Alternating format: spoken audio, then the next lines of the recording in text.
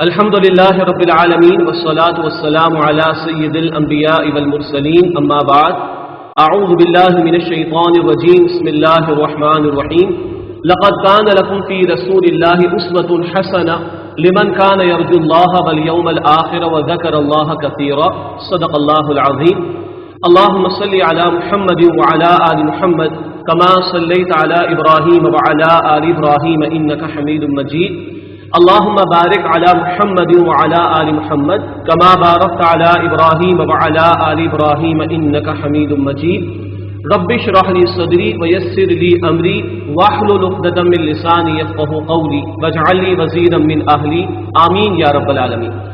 اس وقت ہماری نشست کا موضوع ہے اسوہ رسول صلی اللہ علیہ وسلم سے 100 جھلکیاں، یعنی رسالت مآب صلی اللہ علیہ وسلم کے اسوہ مبارکہ سے 100 جھلکیوں کو ہم سمجھنے کی کوشش کریں گے، جس میں آپ صلی اللہ علیہ وسلم کا رب کائنات سے تعلق، آپ صلی اللہ علیہ وسلم کا زہد و فکر آخرت کا معاملہ، اسی طرح آپ کے اخلاق، آپ کی حسن معاشرت اور آپ صلی اللہ علیہ وسلم کا خدمت خلق کا پہلو، اسی طرح آپ صلی اللہ علیہ وسلم نے لوگوں کے ساتھ جو رویے اختیار کیے، سب سے بڑا رویہ کہ ان کو جہنم کی آگ سے بچانا اور اللہ کی زمین سے ظلم کے خاتمے کی جد و جہد کرنا، اس طرح کے مختلف پہلوؤں کو ہم جاننے کی کوشش کریں گے۔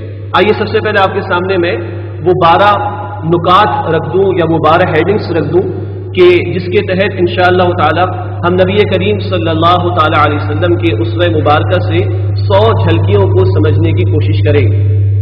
اس میں کچھ تمہیدی نکات ہیں، نمبر 1 وہ بھی ہم جانیں گے انشاءاللہ۔ اسی طرح تعلق مع اللہ، آپ صلی اللہ علیہ وسلم کا اللہ سبحانہ و تعالیٰ کے ساتھ تعلق کتنا مضبوط تھا اس کو ہم جانیں گے۔ اسی طرح آپ کا زہد و فکر آخرت کا معاملہ، اس کے چند واقعات ہم سمجھیں گے۔ آپ کی حسن معاشرت، آپ کا حسن اخلاق، اسی طرح آپ کا حسن معاملہ، آپ کا حسن تربیت، اسی طرح خدمت خلق کا پہلو، پھر آپ کی زندگی غم زدہ لوگوں کے لیے بھی ایک بہت بڑا نمونہ ہے۔ غموں سے ہم بھی گزرتے ہیں، کچھ وہ غم بھی شیئر کر لیں گے جس سے اللہ کے رسول گزرے صلی اللہ تعالی علیہ وسلم، کہ جن پہلوؤں کو سامنے ہم رکھیں تو آج ہمارے لیے غموں کو برداشت کرنا انشاءاللہ آسان ہوگا۔ اسی طرح غیرت دینی کا معاملہ، دین کے بارے میں، دین کے حوالے سے غیرت کا عالم کیا تھا اس کو ہم جانیں گے۔ پھر آپ صلی اللہ علیہ وسلم کی 23 برس کی جد و جہد، جہاں دعوت دین بھی ہے، اقامت دین بھی ہے، اس کے کچھ پہلو ہمارے سامنے آئیں گے۔ اور آخر میں انشاءاللہ قرآن حکیم سے چند جھلکیاں ہم سمجھیں گے کہ کس طرح قرآن حکیم نبی کریم صلی اللہ علیہ وسلم کے اسوہ مبارکہ اور اس کے پہلوؤں کو نمایاں کرتا ہے۔ جس آیت کی ابتدا میں تلاوت کی گئی بہت مشہور آیت ہے جس سے اس عنوان کو اخذ کیا گیا، سورہ احزاب کی آیت نمبر 21، لقد کان لکم فی رسول اللہ اسوۃ حسنہ، یقیناً تمہارے لیے رسول اللہ صلی اللہ علیہ وسلم کی زندگی میں بہترین نمونہ موجود ہے، مگر کس کے لیے؟ لمن کان یرجو اللہ والیوم الآخر وذکر اللہ کثیرا، جو اللہ کی امید رکھتا ہو کہ اللہ سے ملاقات ہوگی، جو آخرت کی امید رکھتا ہو کہ کل پیشی ہوگی، اور کثرت سے اللہ کا ذکر کرتا ہو۔ استاد محترم ڈاکٹر صاحب رحمۃ اللہ علیہ فرماتے تھے کہ اگر اللہ کے سامنے پیشی یاد نہ رہے، آخرت کا احساس دل میں نہ ہو، اللہ کا ذکر اور اس دنیا میں رہتے ہوئے اس کی اطاعت کر کے اس کا ذکر کرنا، اگر یہ پہلو اور یہ باتیں سامنے نہ ہو تو عشق محمدی کے دعوے تو ہو سکتے ہیں، محبت رسول کے دعوے تو ہو سکتے ہیں، مگر عمل دکھائی نہیں دے گا۔ تو اس اسوہ سے فائدہ دراصل کس کو ملے گا؟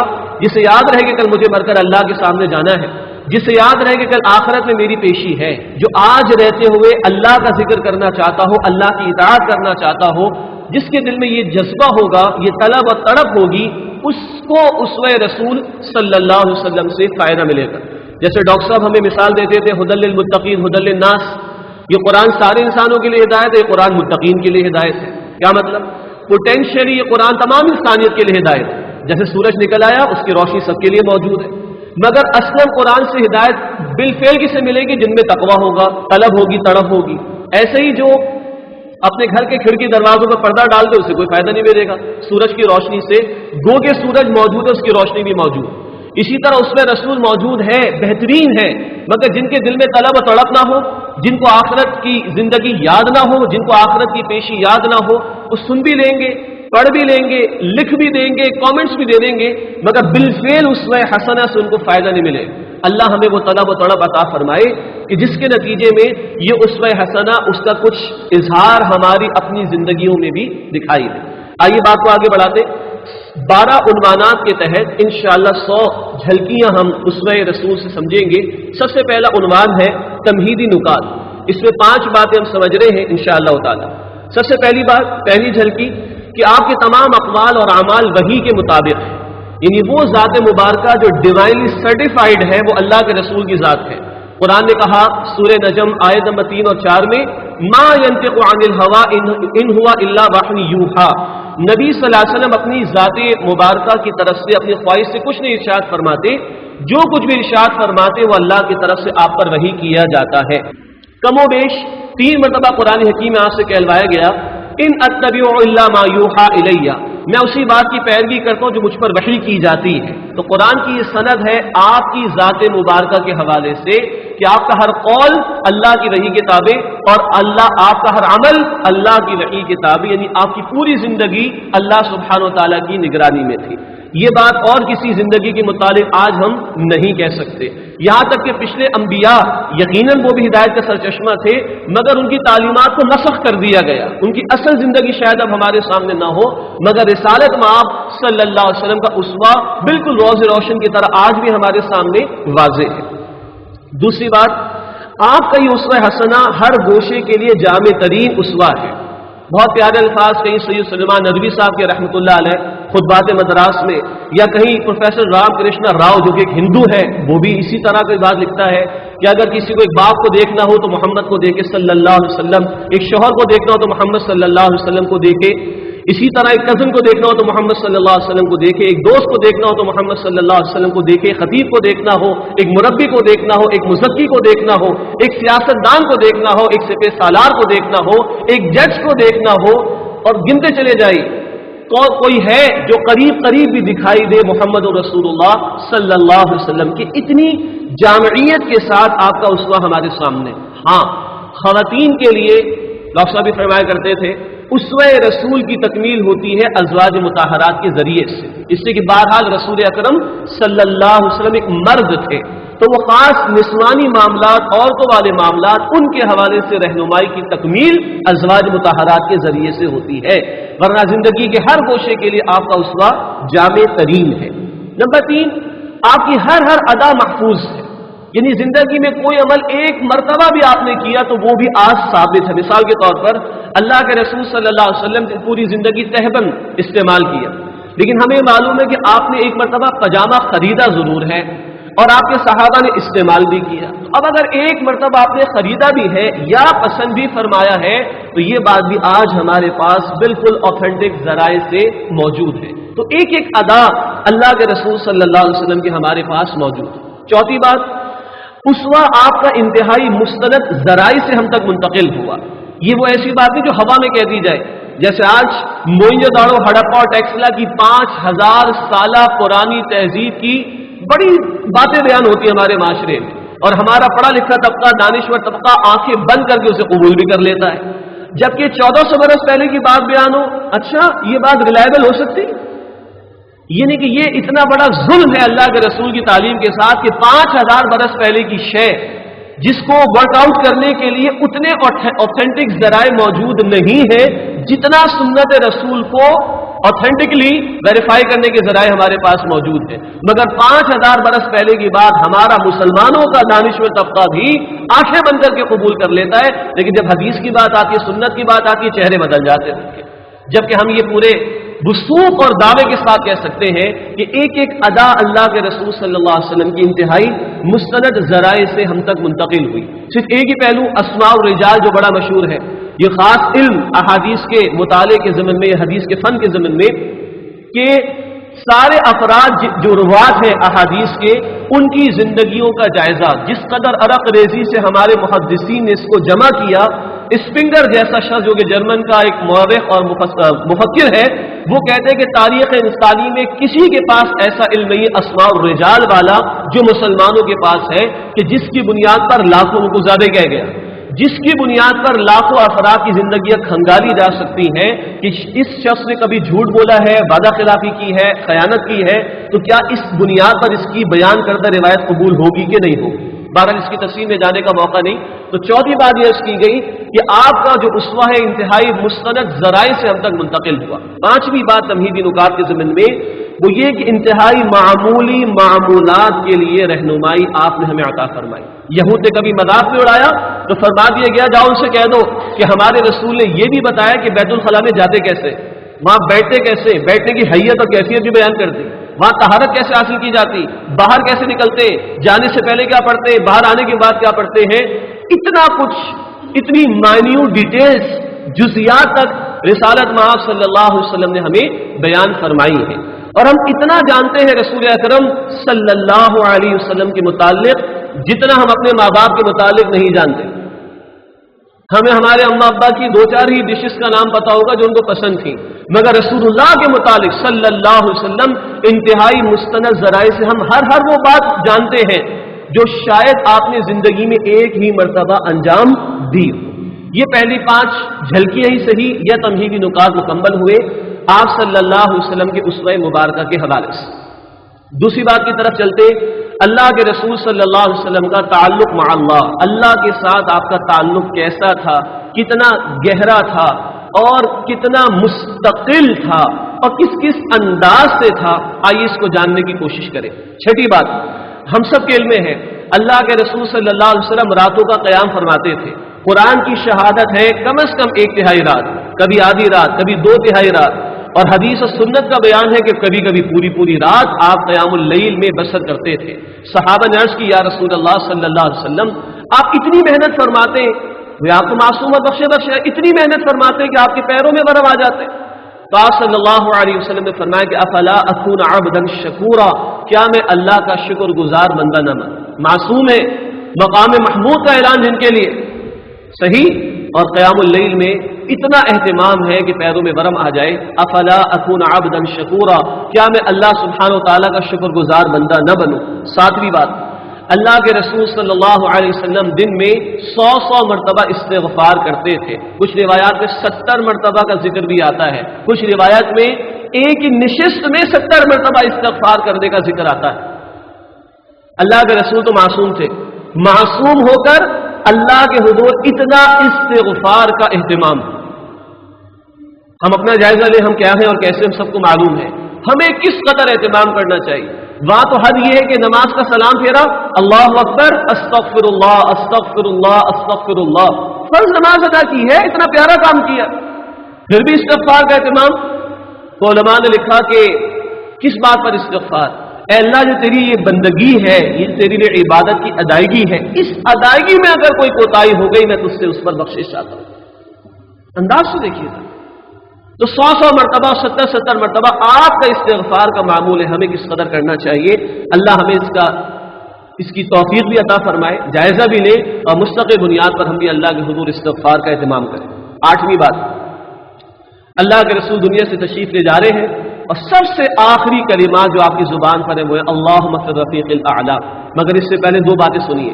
اللہ کے رسول صلی اللہ علیہ وسلم نے فرمایا اگر میں نے کسی کو دوست بنایا ہوتا تو میں ابو بکر کو دوست بنا.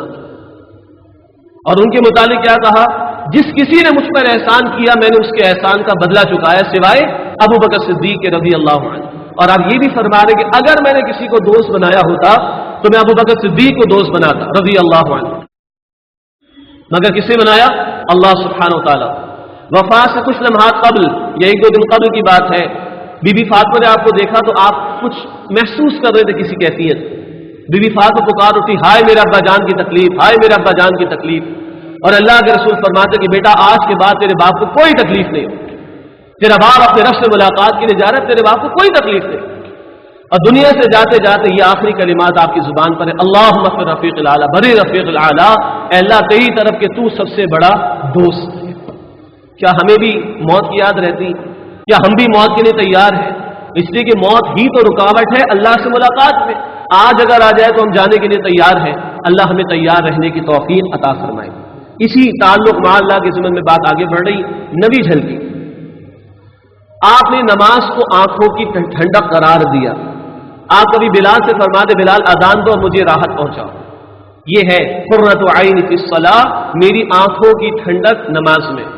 آج امت بڑے آرام سے نمازوں کو ضائع کرتی ہے, موسیٰ یہ کہیں معراج کی شب میں اے محمد صلی اللہ علیہ وسلم یہ 5 کو بھی کم کروائیے، 5 کو بھی کم کروائیے، تو اللہ کے رسول فرمائے کہ مجھے شرم آتی ہے موسیٰ، مجھے شرم آتی ہے کہ میں 5 سے بھی کم کراؤں، اور امت آج اس سطح پر آ گئی کہ 5 ضائع کرنے میں اس کو کوئی شرم نہیں آتی۔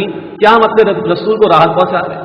کیا جب ان سے کل سامنا ہوگا تو ہم پیش کر سکیں گے جنہوں نے یہ فرمایا کہ میری آنکھوں کی ٹھنڈک وہ نماز میں ہے؟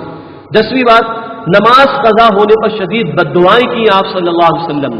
یہ احزاب کا موقع ہے، مشہور بات ہے، چند نمازیں قضا ہوئی، وہ خندق کھودنے کا موقع تھا۔ جب عصر کی نماز قضا ہوئی تو آپ نے بددعا فرمائی، اے اللہ ان کے گھروں کو آگ سے بھر دے، اے اللہ ان کی قبروں کو آگ سے بھر دے۔ بدر کا مارکا بھی ہوا، چند صحابہ وہاں بھی شہید ہوئے، احد کا مارکا ہوا، 70 صحابہ شہید ہوئے، مگر یہ الفاظ زبان پر نہیں آئے۔ لیکن خندق کھودنے کا موقع ہے، غزوہ احزاب کا موقع ہے، اور نماز قضا ہوتی ہے تو اللہ کے رسول بددعا کر رہے کہ اللہ ان کے گھروں کو آگ سے بھر دے، اور اے اللہ ان کی قبروں کو آگ سے بھر دے۔ یہ شدت تاثر ہے نماز کے قضا ہونے پر رسالت میں آپ صلی اللہ علیہ وسلم کا۔ وہ تو جنگی حالت تھی، آج تو امن و امان کی حالت میں بڑی آرام سے امت جو ہے نمازیں ضائع کرتی ہے۔ سوچیے کہ اللہ کے رسول کو کیا منہ دکھائیں گے اگر کل سامنا ہو جائے۔ 11ویں بات، یہی نماز جو آپ صلی اللہ علیہ وسلم کا تعلق مع اللہ کا ایک ذریعہ تھا، یہ آپ کا مستقل وظیفہ ہے۔ ایک تو 5 وقت کی فرض نماز، اس پر مستعداد مزید سنتیں، پھر قیام اللیل 1/3 رات، آدھی رات، 2/3 رات، پھر اور دیگر نوافل کا معاملہ۔ پھر آپ دیکھیے بارش نہیں ہو رہی تو نماز، بارش بہت زیادہ ہو گئی تو نماز، آندھیاں چل رہی ہیں تو نماز، دشمن کا خوف ہے تو نماز، سفر کا آغاز کر رہے تو نماز، سفر کے درمیان پڑاؤ ڈالا تو نماز، پھر سفر شروع ہوا تو نماز، سفر سے گھر واپسی ہوئی تو نماز، سورج گرہن ہو رہا ہے تو نماز، چاند گرہن ہے تو نماز، حاجت پیش آئی تو نماز، استخارہ مشورہ کرنا اللہ سے تو نماز۔ نماز نماز نماز نماز مستقل وظیفہ ہے رسالت مآب صلی اللہ تعالی علیہ وسلم کا۔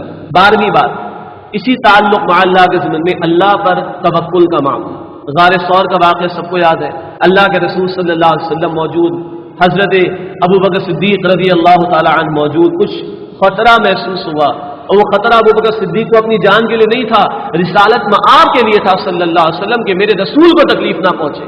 تو اللہ کے رسول نے فرمایا کہ ابوبکر تمہارا ان 2 کے متعلق کیا خیال ہے جن کا تیسرا اللہ ان کے درمیان موجود ہے؟ یا قرآن کی الفاظ اس طور پر آتے ہیں کہ لا تحزن ان اللہ معنا، غم نہ کرنا اللہ ہمارے ساتھ ہے۔ اسی کے ضمن میں ایک اور مشہور واقعہ ہے، کسی غزوے کی بات تھی، آپ نے آرام فرما رہے تھے اور کسی کافر نے آپ کو دیکھا، موقع غنیمت جانا، ٹھوکر لگا کے آپ کو اٹھایا، تلوار آپ کی لے لی پہلے اس نے، اور اٹھا کر کہا محمد بتاؤ صلی اللہ علیہ وسلم کون بچائے گا تمہیں؟ آپ نے پورے یقین اور اعتماد سے کہا اللہ، یہ کہنا تھا اور اس کے ہاتھ سے تلوار چھوڑ دی، اس قدر اس کا روپ تاری ہو۔ اب آپ نے تلوار اٹھا لی، اب آپ نے کہا بتا تجھے کون بچائے گا؟ کہا تم بچاؤ گے؟ کہا نہیں، تجھے بھی بچانے والا کون ہے؟ اللہ سبحانہ و تعالی۔ یہ وہ یقین اور اعتماد و توکل اللہ کی ذات پر، اللہ اس کی کوئی نسبت ہمیں بھی عطا فرمائے۔ 13ویں بات، شکر الہی کے لیے دعائیں اور اذکار۔ وہ جو قرآن کی تفسیر آتی ہے، بلکہ قرآن کا مطالبہ آتا ہے ہمارے سامنے بار بار، وَاذْكُرُوا اللَّهَ كَثِيرًا وَاذْكُرُوا اللَّهَ كَثِيرًا، کثرت سے اللہ کا ذکر کرو، کثرت سے اللہ کا ذکر کرو۔ آپ اس کی عملی تصویر ہے جو ہمارے سامنے پیش کرتے ہیں، ہر آن اللہ کا ذکر جاری ہے۔ بیدار ہوئے تو دعا، بیت الخلاء سے باہر آ گئے دعا، کھانا کھا لیا دعا، پانی پی لیا دعا، سواری پر سوار ہو گئے دعا، اور یہ ساری دعائیں الحمدللہ الحمدللہ اس میں موجود۔ ہر آن اللہ سے تعلق کا آسان ترین ذریعہ نبی کریم صلی اللہ علیہ وسلم کی بتائی ہوئی دعائیں اور آپ کے بتائے ہوئے اذکار ہیں۔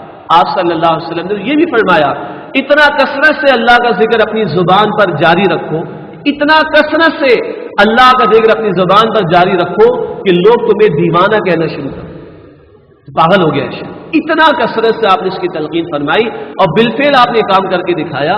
صحابہ گن لیا کرتے تھے، جیسے ابھی تھوڑی دیر پہلے میں نے عرض کیا، ایک نشست سے 70 مرتبہ استغفار پڑھ لیا، اور یوں ہر موقع کی دعائیں اور ایک عمومی اذکار کا پہلو ہے جو آپ صلی اللہ علیہ وسلم نے ہمارے سامنے نمایاں کیا۔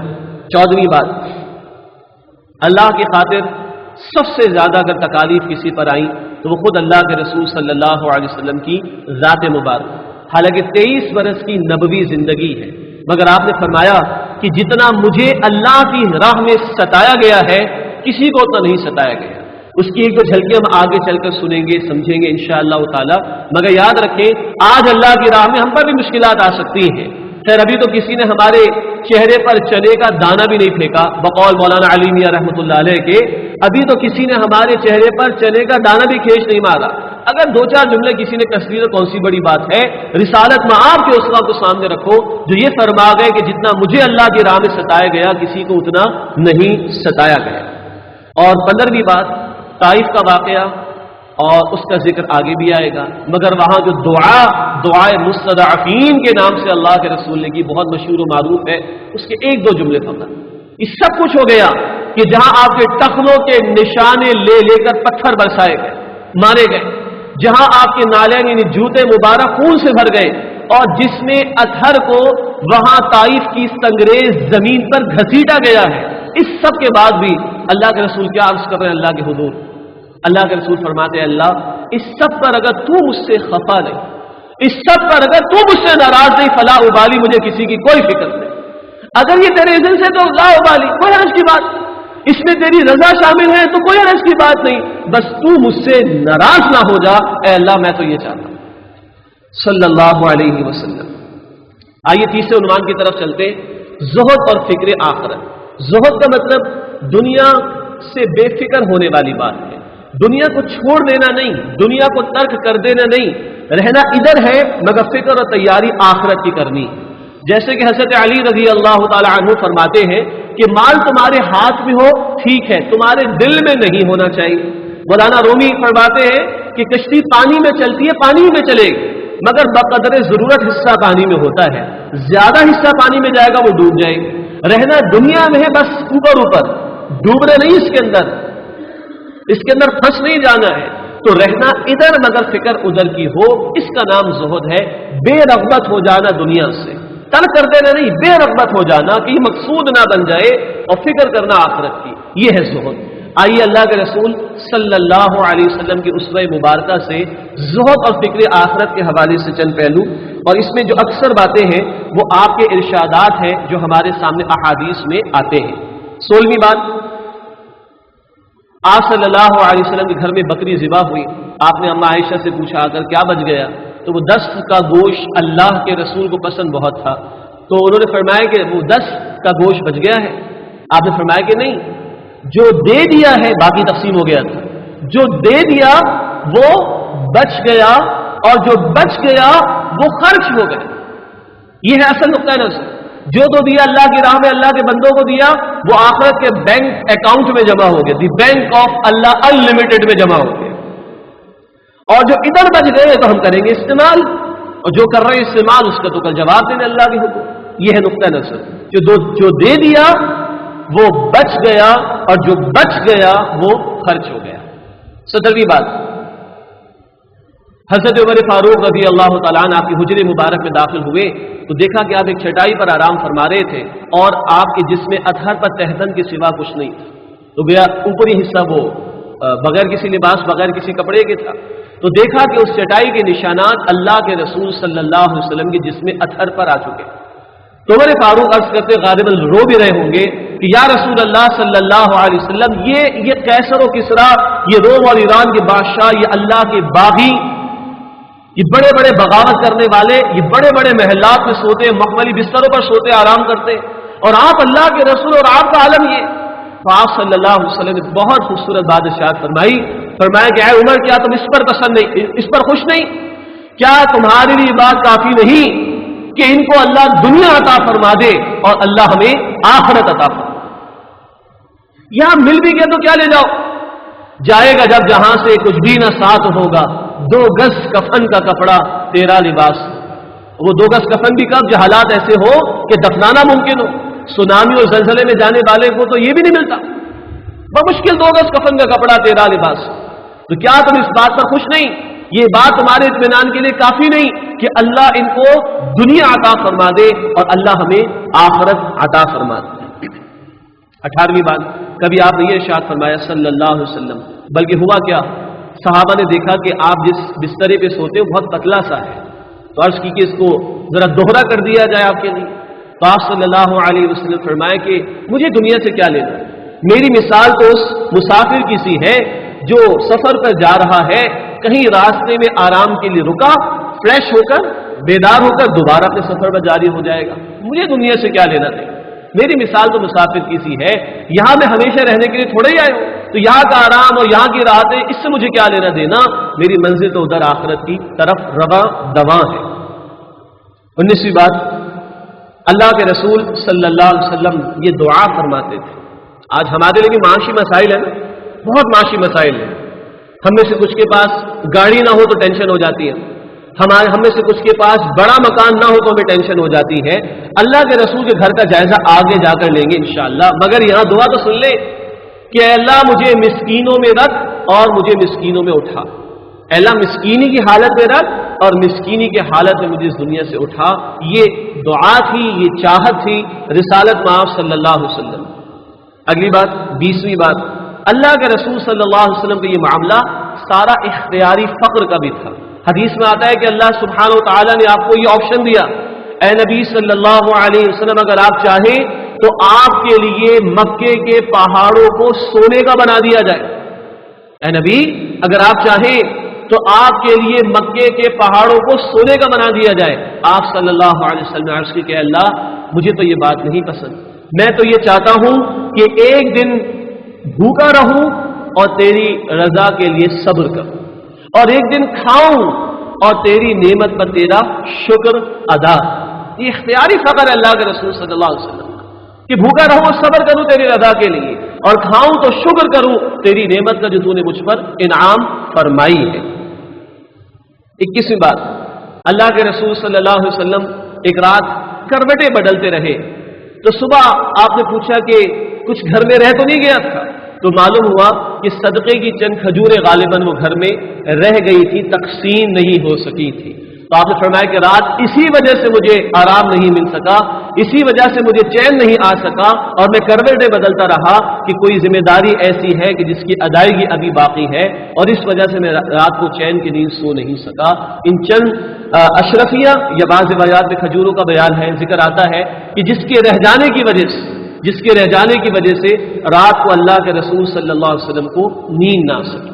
22ویں بات، اللہ کے رسول صلی اللہ علیہ وسلم زندگی کے آخری لمحات میں ایک مرتبہ منبر پر کھڑے ہوئے اور آپ صلی اللہ علیہ وسلم نے اپنے آپ کو لوگوں کے سامنے پیش کیا، محاسبے کے لیے، حساب لینے کے لیے، بدلہ لینے کے لیے، کہ لوگوں آؤ میں حاضر ہوں، اور اگر تم میں سے کسی کا میں نے حق مارا ہو، کسی سے میں نے زیادتی کی ہو، حق تلفی کی ہو، آئے اور مجھ سے بدلہ لے. اب بڑا عجیب منظر ہوگا مسجد میں، کس کے اندر ہمت ہو کہ وہ کھڑا ہو. لیکن زمین و آسمان نے وہ منظر بھی دیکھا کہ ایک صحابی کھڑے ہوئے، یا رسول اللہ مجھے بدلہ لینا. صحابہ بھی پریشان، غصہ بھی آیا ہوگا، آپ کی چھڑی مجھے لگ گئی تھی ایک مرتبہ. تو اللہ کے رسول فرمایا آؤ بدلہ لے لو. کہا نہیں یا رسول اللہ میرے بدن پہ کپڑا نہیں تھا، آپ کپڑا ہٹائیے اپنا. اللہ کے رسول نے کپڑا ہٹا کے اور وہ کپڑا ہٹنا تھا اور جا کے چوم لیا انہوں نے مہر نبوت. مطلب کیا کیسے پیارے صحابہ تھے. کہا یا رسول اللہ مجھے تو اسے چومنا تھا. کہا میری اوقات کہ میں بدلا لوں گا. اتنے پیارے پیارے صحابہ تھے. یا رسول اللہ مجھے تو اس کو چومنا تھا صلی اللہ علیہ وسلم. مگر کیا ہے کہ اللہ کے رسول نے اپنے آپ کو محاسبے کے لیے پیش کیا. جو قرآن کہتا ہے سورہ الحشر کی آیت نمبر 18 میں وَلْتَنْظُرْ نَفْسٌ مَا قَدَّمَتْ لِغَدٍ، چاہیے کہ ہر کوئی یہ دیکھو اس نے کل کے لیے کیا تیاری کی، جس کی وضاحت حدیث مبارکہ میں آتی ہے حاسبوا من قبل ان تحاسبوا، اپنا محاسبہ خود کر لو اس سے پہلے کہ کل تمہارا محاسبہ ہو. اور یاد رکھیے اگر آج ہم اپنے آپ کو بندوں کے سامنے پیش کرنے کو تیار نہیں، کیا ہم اپنے آپ کو اللہ کے سامنے پیش کر سکے؟ اگر ہم بندوں کو فیس کرنے کو تیار نہیں، ہم اللہ کو فیس کر سکے؟ سوچنا چاہیے. اللہم حاسبنا حسابا یسیرا، اے اللہ ہمارے حساب کو آسان کر. 23ویں بات اسی زہد و فکر آخرت کی تسلسل. اللہ کے رسول ایک دن گھر سے نکلے، آپ بھوک سے دو چار تھے اور آپ اپنی بھوک تو برداشت کر رہے تھے. راہ میں ابو بکر صدیق میں ملے، آگے بڑھے تو عمر فاروق بھی ملے رضی اللہ عنہما. معلوم ہوا یہ بھی بھوک سے دو چار. مختصراً یہ کہ ایک انصاری صحابی کے گھر گئے اور وہ بڑے خوش ہوئے کہ آج مجھے اللہ کے رسول اور ان کے 2 وزیروں کی میزبانی کا موقع ملے۔ اللہ کے رسول نے فرمایا کہ ہر رسول کے 2 وزیر آسمان میں ہوتے، 2 زمین میں، میرے 2 وزیر آسمانوں میں جبرائیل اور میکائیل ہیں اور زمین میں ابو بکر اور عمر ہے رضی اللہ عنہ۔ تو بڑے خوش ہوئے کہ آج اللہ کے رسول اور آپ کے 2 وزیروں کی میزبانی کا شرف مجھے حاصل ہوگا۔ وہ بکری بھی انہوں نے ذبح کی، گوشت بھی پیش کیا، روٹی بھی آئی، کھجور بھی آئی، میٹھا ٹھنڈا پانی بھی آیا۔ یہ سب کچھ دیکھا اللہ کے رسول نے اور اللہ کے رسول کی آنکھوں سے آنسو جاری تھے۔ آپ نے فرمایا کہ اس لذیذ گوشت کے متعلق سوال ہوگا، اس روٹی کے متعلق سوال ہوگا، اس کھجور کے متعلق سوال ہوگا، اس پانی کے متعلق سوال ہوگا۔ ثم لتسألن یومئذ عن النعیم، لازماً ان نعمتوں کے متعلق اللہ کے ہاں سوال ہوگا۔ اللہم حاسبنا حسابا یسیرا۔ 3 عنوانات مکمل ہوئے۔ ہم نے کچھ تمہیدی باتیں سمجھی، تمہیدی نکات ہمارے سامنے آئے، ہم نے تعلق مع اللہ کے حوالے سے چند باتیں سمجھی اور ہم نے زہد اور فکر آخرت کے حوالے سے چند پہلوؤں کو جانا۔ اب بڑی اہم بات، ایک اور اہم بات، آپ کا حسن معاشرت، خصوصاً گھر کے اندر آپ کے رویے، اس حوالے سے چند جھلکیاں اسوہ رسول صلی اللہ علیہ وسلم سے۔ ترتیب کے اعتبار سے اب 24ویں بات، دلچسپ بات ہے، اللہ کے رسول صلی اللہ علیہ وسلم کی گود میں ایک بچے نے پیشاب کر دیا۔ بچہ کسی اور کا تھا، ٹھیک ہے۔ آج ہمارے مردوں کا حال کیا ہے؟ ہاں، اگر بچے نے پیمپر پہنا ہوا ہو تب تو ہم اٹھا لیتے گود میں، ادروائز تو سوال ہی پیدا نہیں ہوتا۔ اور اگر کسی مرد کے متعلق یہ پتا چل جائے کہ اس نے بچے کی پوٹی کرا دی ہے، صاف کرا دی ہے، تو آج ہمارے اسے کیا کہتے ہیں؟ جوروں کا غلام، انا للہ و انا الیہ راجعون۔ یہ بات ابھی اور آگے واضح ہوگی کہ رسالت معاف کا طرز عمل کیا تھا اور آج جھوٹی مردانگی کے تصورات اختیار کر کے مرد اسوہ رسول سے کتنا دور ہو چکے۔ بہرحال اس بچے نے اللہ کے رسول کی گود میں جب پیشاب کیا تو آپ نے حضرت عائشہ سے فرمایا کہ کپڑا لاؤ، میں اس کو صاف کر دوں۔ خود صفائی کی اللہ کے رسول صلی اللہ تعالی علیہ وسلم نے، اور بچہ بھی روایات میں ذکر ہے کہ کسی اور کا تھا۔ 25ویں بات، اللہ کے رسول صلی اللہ علیہ وسلم بچوں کو خود آگے بڑھ کر پہلے سلام کرتے تھے۔ آپ نے فرمایا جو سلام میں پہل کرتا ہے وہ تکبر سے محفوظ ہو جاتا ہے۔ آپ نے فرمایا کہ جس کے دل میں رائی کے دانے کے برابر بھی تکبر ہوگا وہ جنت میں داخل نہیں ہوگا۔ اور اگر ہم یہ چیک کرنا چاہیں کہ کہیں ہمارے اندر تکبر تو نہیں، تو دیکھ لیں کہ کیا ہم یہ ایکسپیکٹ کرتے ہیں، یہ توقع کرتے ہیں کہ کیونکہ یہ چھوٹا ہے، بچہ ہے، یا یہ چوکیدار ہے، یا یہ فلاں ملازم ہے، یہ سلام کرے۔ اگر ہم یہ چاہتے ہیں تو میرا خیال ہے کہ تکبر اسی شے کا نام، کیونکہ میں اپنے آپ کو کیا سمجھ رہا ہوں؟ بڑا، کیونکہ یہ تو چھوٹا ہی چھوٹا مجھے سلام کرے نا۔ اللہ تعالیٰ نے اس پوری کائنات میں سب سے بڑھ کر کس کو نوازا؟ اللہ کے رسول صلی اللہ علیہ وسلم کو۔ جو کچھ عطا کیا اس کا تصور ہمارے لیے ممکن نہیں، تو ہمارے پاس ہے کہ جس پر ہمارے اندر اکڑ پیدا ہو؟ مگر وہاں کیا ہے؟ وہاں کیا ہے؟ آپ صلی اللہ علیہ وسلم خود آگے بڑھ کر بچوں کو پہلے سلام کرتے تھے۔ 26ویں بات، آپ صلی اللہ علیہ وسلم اپنے گھر میں کام کاج میں ہاتھ بٹاتے تھے۔ حضرت عائشہ رضی اللہ تعالی عنہا فرماتی ہیں آپ گھر میں ایک عام انسان کی طرح رہتے تھے، اپنے کپڑوں میں پیوند لگا لیتے تھے، اپنے جوتے درست کر لیتے تھے اگر کوئی مرمت کرنا ہو، اگر کبھی بکری ہوتی تو دودھ نکال لیا کرتے تھے اس کا، اور گھر والوں کے برتن بھی سمیٹ دیا کرتے تھے۔ آج میں پھر عرض کر رہا ہوں، آج اگر کوئی مرد یہ کام کرتا ہوا نظر آئے، کیا دینی طبقات کیا غیر دینی طبقات، دنیا دار طبقات کیا کہتے ہیں؟ مرد یہ تو جوروں کا غلام ہے، یہ تو زن مرید ہے، انا للہ و انا الیہ راجعون۔ اللہ کے رسول کے متعلق کیا کہیں گے؟ جن کے متعلق گھر سے گواہی آ رہی ہے برتن سمیٹنے کی، گھر کے کام کاج میں ہاتھ بٹانے کی، ہماری حیثیت کیا ہے؟ اور یہ کامنٹس کہاں تک جائے گی اس کی عزت، جبکہ اللہ کے رسول اپنے گھر والوں کے کام کاج میں ان کا ہاتھ بٹایا کرتے تھے۔ اللہ تعالی ہمیں اس کی سمجھ عطا فرمائے۔ 27ویں بات، بہت خوبصورت بات، اللہ کے رسول اپنی ازواج مطہرات کے مزاج شناس تھے۔ عام طور پر تو کہتے ہیں نا بیوی شوہر کے مزاج کو سمجھ گئی، اور کبھی بھی کبھی تک سمجھی نہیں، لیکن ادھر معاملہ کیا ہے کہ اللہ کے رسول اپنی ازواج مطہرات کے مزاج شناس تھے۔ حضرت عائشہ صاحب نے فرمایا رضی اللہ عنہ مجھے خوب پتا ہے تم مجھ سے کب خوش ہوتی ہو کب ناراض ہوتی ہو۔ تو انہوں نے پوچھا بتائیے کیسے؟ کہا جب تم مجھ سے خوش ہوتی ہو تو تم یوں کہتی ہو محمد کے رب کی قسم صلی اللہ علیہ وسلم، اور جب تم مجھ سے ناراض ہوتی ہو تو تم کہتی ہو ابراہیم کے رب کی قسم۔ تو مجھے پتہ چل جاتا ہے. تو وہ بھی انسانوں کا گھرانہ تھا، وہاں پہ بھی اس طرح کے معاملات کبھی ہو جایا کرتے تھے بشری تقاضوں کے تحت، مگر ایک شوہر اپنی بیوی کا مزاج شناس ہو، یہ ہے اسوہ محمد کریم صلی اللہ تعالی علیہ وسلم کا. 28ویں بات، حضرت خدیجہ رضی اللہ تعالی عنہا کی گواہی. پہلی وحی میں جو کچھ بھی بات ہمارے علم میں ہے، حضرت خدیجہ رضی اللہ تعالی عنہا کیا گواہی دیتی ہیں جب رسالت مآب عرض کرتے ہیں کہ مجھے اپنی جان کا خوف ہونے لگا، تو فرمایا کہ اللہ آپ کو ضائع نہیں فرمائے. جو آپ سے کٹتا ہے آپ اس سے جڑتے ہیں، جو آپ کو محروم کرتا ہے آپ اس کو عطا کرتے ہیں، جو آپ کو برا بھلا کہے آپ اس کو اچھا کہتے ہیں. اللہ ہرگز آپ کو ضائع نہیں کرے گا. کہتے ہیں کہ انسان گھر کا لیڈر کبھی نہیں ہو سکتا، اور جو گھر میں لیڈر ہے وہ واقعتاً لیڈر ہوتا ہے. دنیا کے بڑے بڑے لیڈرز کی پرائیویٹ زندگی ہمارے سامنے نہیں ہے، مگر رسالت مآب صلی اللہ علیہ وسلم کی ایک نہیں کئی ازواج مطہرات ہیں جن کے ذریعے آپ کی پوری زندگی ہمارے سامنے کرسٹل کلیئر موجود ہے اور جس میں کوئی تضاد ہمیں دکھائی نہیں دیتا. گھر کی گواہی آ رہی. 29ویں بات، ایک اور گواہی گھر سے، حضرت عائشہ رضی اللہ تعالی عنہا کی گواہی. پوچھا گیا کہ آپ کے اخلاق کیا تھے؟ فرمایا کانا خلقہ القرآن، اللہ کے رسول کے اخلاق تو قرآن تھے. قرآن الفاظ میں تو ہم پڑھتے ہیں، قرآن کو مجسم دیکھنا ہو تو محمد رسول اللہ کو دیکھو صلی اللہ تعالی علیہ وسلم. یہ گھر سے بیویوں کی گواہی رسالت مآب کے متعلق آ رہی ہے صلی اللہ علیہ وسلم. ہم مرد بھی سوچیں کہ ہماری بیویاں کہیں ایک جگہ بیٹھ جائیں تو کیا گواہی آتی ہے، کیا گواہی آتی ہے. اور یہ وہی بات کہ گھر میں کیوں دعوت کا کام کرنا مشکل ہوتا ہے، اس لیے کہ کردار کی گواہی نہیں ہوتی. باہر نکل کر کام کرنا بہت آسان ہوتا ہے، ان کو کردار پتہ ہی نہیں، وہ الفاظ چل جائیں گے، لفاظی کام آ جائے گی، ایکسپریشنز کام آ جائیں گے. گھر والوں کے سامنے الفاظ نہیں چلیں گے، لفاظی نہیں چلے گی، ایکسپریشنز نہیں چلیں گے، درس نہیں چلے گا، تقریر نہیں چلے گی. وہاں تو کردار کی گواہی ہونی چاہیے.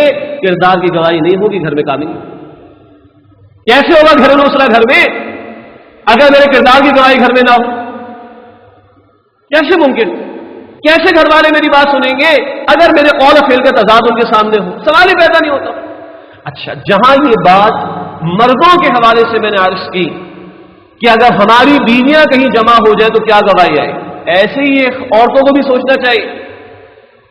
دینی اجتماعیت کے لوگ بیٹھے ہوئے نا، دینی اجتماعیت کے لوگ بیٹھے ہوئے نا، تو اگر یہاں 2-4 مرد جمع ہو تو کیا گواہیاں گھر والیوں کے حوالے سے آ رہی ہو؟ ذرا وہ خواتین بھی اپنا جائزہ لے لیں. دونوں کے لیے ضروری ہے، معاملہ بیلنس کرنے کی ضرورت ہے. بعض اوقات وہ آؤٹ ورڈ لوکنگ والا معاملہ تو ہوتا ہے، درس بھی ہے، تجوید بھی ہے. خواتین کی بھی بات کرتا ہوں، بہت اچھی بات ہے. گھر کا عالم کیا ہے؟ اپنی اولاد جو ہے وہ دین سے محروم ہو گئی. اگر دنیا والوں کو یہ بات پتہ چل جائے تو بتائیے کیا اثر ہوگا. یا اگر گھر کے اندر اخلاق کی درستگی نہ ہو، توجہ والی بات نہ ہو، اصل جو ایک خاتون کی گھر کی ذمہ داری اس کی ادائیگی نہ ہو، اور باہر بہت اچھا شوق ہو رہا ہو دین کا کام کرنے کا، پھر کوئی بات آ جائے گی کہ گھر والے بات کیوں نہیں مانیں گے؟ کردار کی گواہی وہاں پر موجود نہیں. تو جہاں یہ مردوں کے سوچنے کی بات ہے وہاں یہ عورتوں کی سوچنے کی بات بھی ہے. یہ وائسی ورثہ والا معاملہ ہے.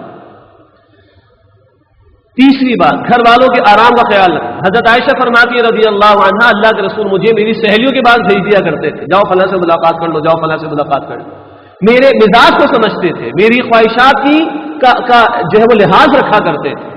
اور آپ صلی اللہ علیہ وسلم رات کو جب گھر آتے تو سلام کرتے تھے گھر والوں، مگر اتنی آواز سے کہ اگر کوئی جاگ رہا ہو تو وہ سن لے، اور اگر سو رہا ہو تو اس کو آواز نہ جائے. اتنے معمولی سے معاملے میں بھی گھر والوں کے آرام کا اللہ کے رسول صلی اللہ علیہ وسلم خیال رکھتے تھے. اتنی آواز سے سلام کے جاگنے والا سن لے اور جو سو رہا ہو اس کی نیند میں خلل واقع نہ ہو جائے. 31ویں بات، زوجہ کی آواز بلند ہو جانا. اللہ کے رسول اپنے حجرے میں بی بی عائشہ کی آواز بلند ہے اور داخل ہوئے ابو بکر صدیق رضی اللہ عنہ. جب دیکھا کہ اللہ کے رسول کے مقابلے میں عائشہ کی آواز بلند ہوئی تو مارنے کو دوڑے. اللہ کے رسول نے انٹرسیپٹ کیا، بیچ میں آ گئے اور کہا نہیں چھوڑ دو. اور جب وہ چلے گئے تو بی بی عائشہ سے کہا کہ اگر آج میں نہ ہوتا تو تمہارے ابا نے تمہاری پٹائی کر دینی ہوتی. اب یہ انسانوں کا گھرانہ ہے جہاں اللہ کے رسول صلی اللہ علیہ وسلم نے یہ لحاظ رکھا، ان کو یہ بات کہنے دی، اپنی اندر کی بات نکالنے دی. صحیح. اور جب والد بی بی عائشہ کے دوڑے مارنے کو تو ان کو روکا بھی اللہ کے رسول نے صلی اللہ علیہ وسلم کہنے کا مطلب کیا ہے کہ انسانی مزاجوں میں سختی نرمی کا معاملہ چل سکتا ہے، آ جاتا ہے، اس کو اکوموڈیٹ کرنے کی کوشش کرنی چاہیے۔ اگر وہ ایک انتہائی سخت اقدام کر کے روکنے یا منوانے کی بات کی جائے گی تو پھر وہ معاملہ وہی ہوگا کہ گھرانوں کے ٹوٹنے اور بگڑنے اور ختم ہونے کے امکانات پیدا ہو سکتے ہیں۔ مگر اللہ کے رسول نے اتنا موقع دیا ہے کہ وہ بات بلند ہو گئی، ان کی آواز اس موقع پر بلند ہو گئی، مگر کوئی اقدام کی بات وہ ہمیں دکھائی نہیں دیتی، بلکہ ان کے والد محترم سے آپ صلی اللہ علیہ وسلم نے ان کو بچایا گیا۔ 32ویں بات، بی بی حلیمہ سے برتاؤ۔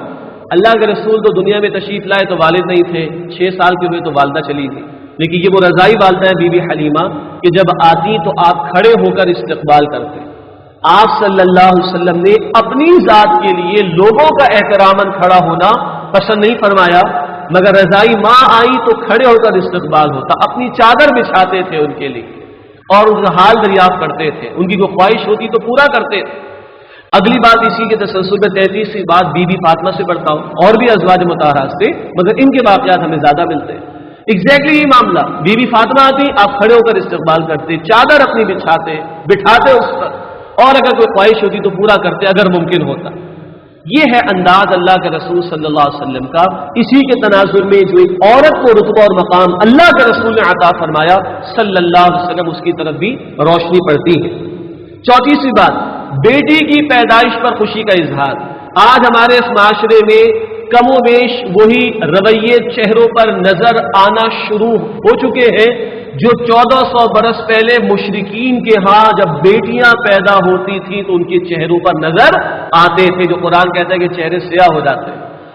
ایک کنیز کہتی ہے کہ میں اللہ کے رسول کے پاس تھی، خوشخبری دینے گئی کہ بی بی خدیجہ کے ہاں ولادت ہوئی ہے بیٹی کی۔ اللہ کے رسول، یہ کنیز کہتی ہے، جیسی میں نے کہا کہ بیٹی اللہ نے عطا فرمائی تو اللہ کے رسول کا چہرہ کھل اٹھا، آپ نے الحمدللہ کہا اور آپ وہاں سے دوڑے اور بھاگتے ہوئے بی بی خدیجہ کے پاس پہنچے، آپ کی سانس پھولی ہوئی تھی، آپ نے ان کو مبارکباد دی، آپ نے بیٹی کو اٹھایا، آپ نے بیٹی کو چوما بار بار، آپ نے بیٹی کو سینے سے لگایا اور الحمدللہ الحمدللہ الحمدللہ کہتے رہے اللہ کے رسول صلی اللہ علیہ وسلم۔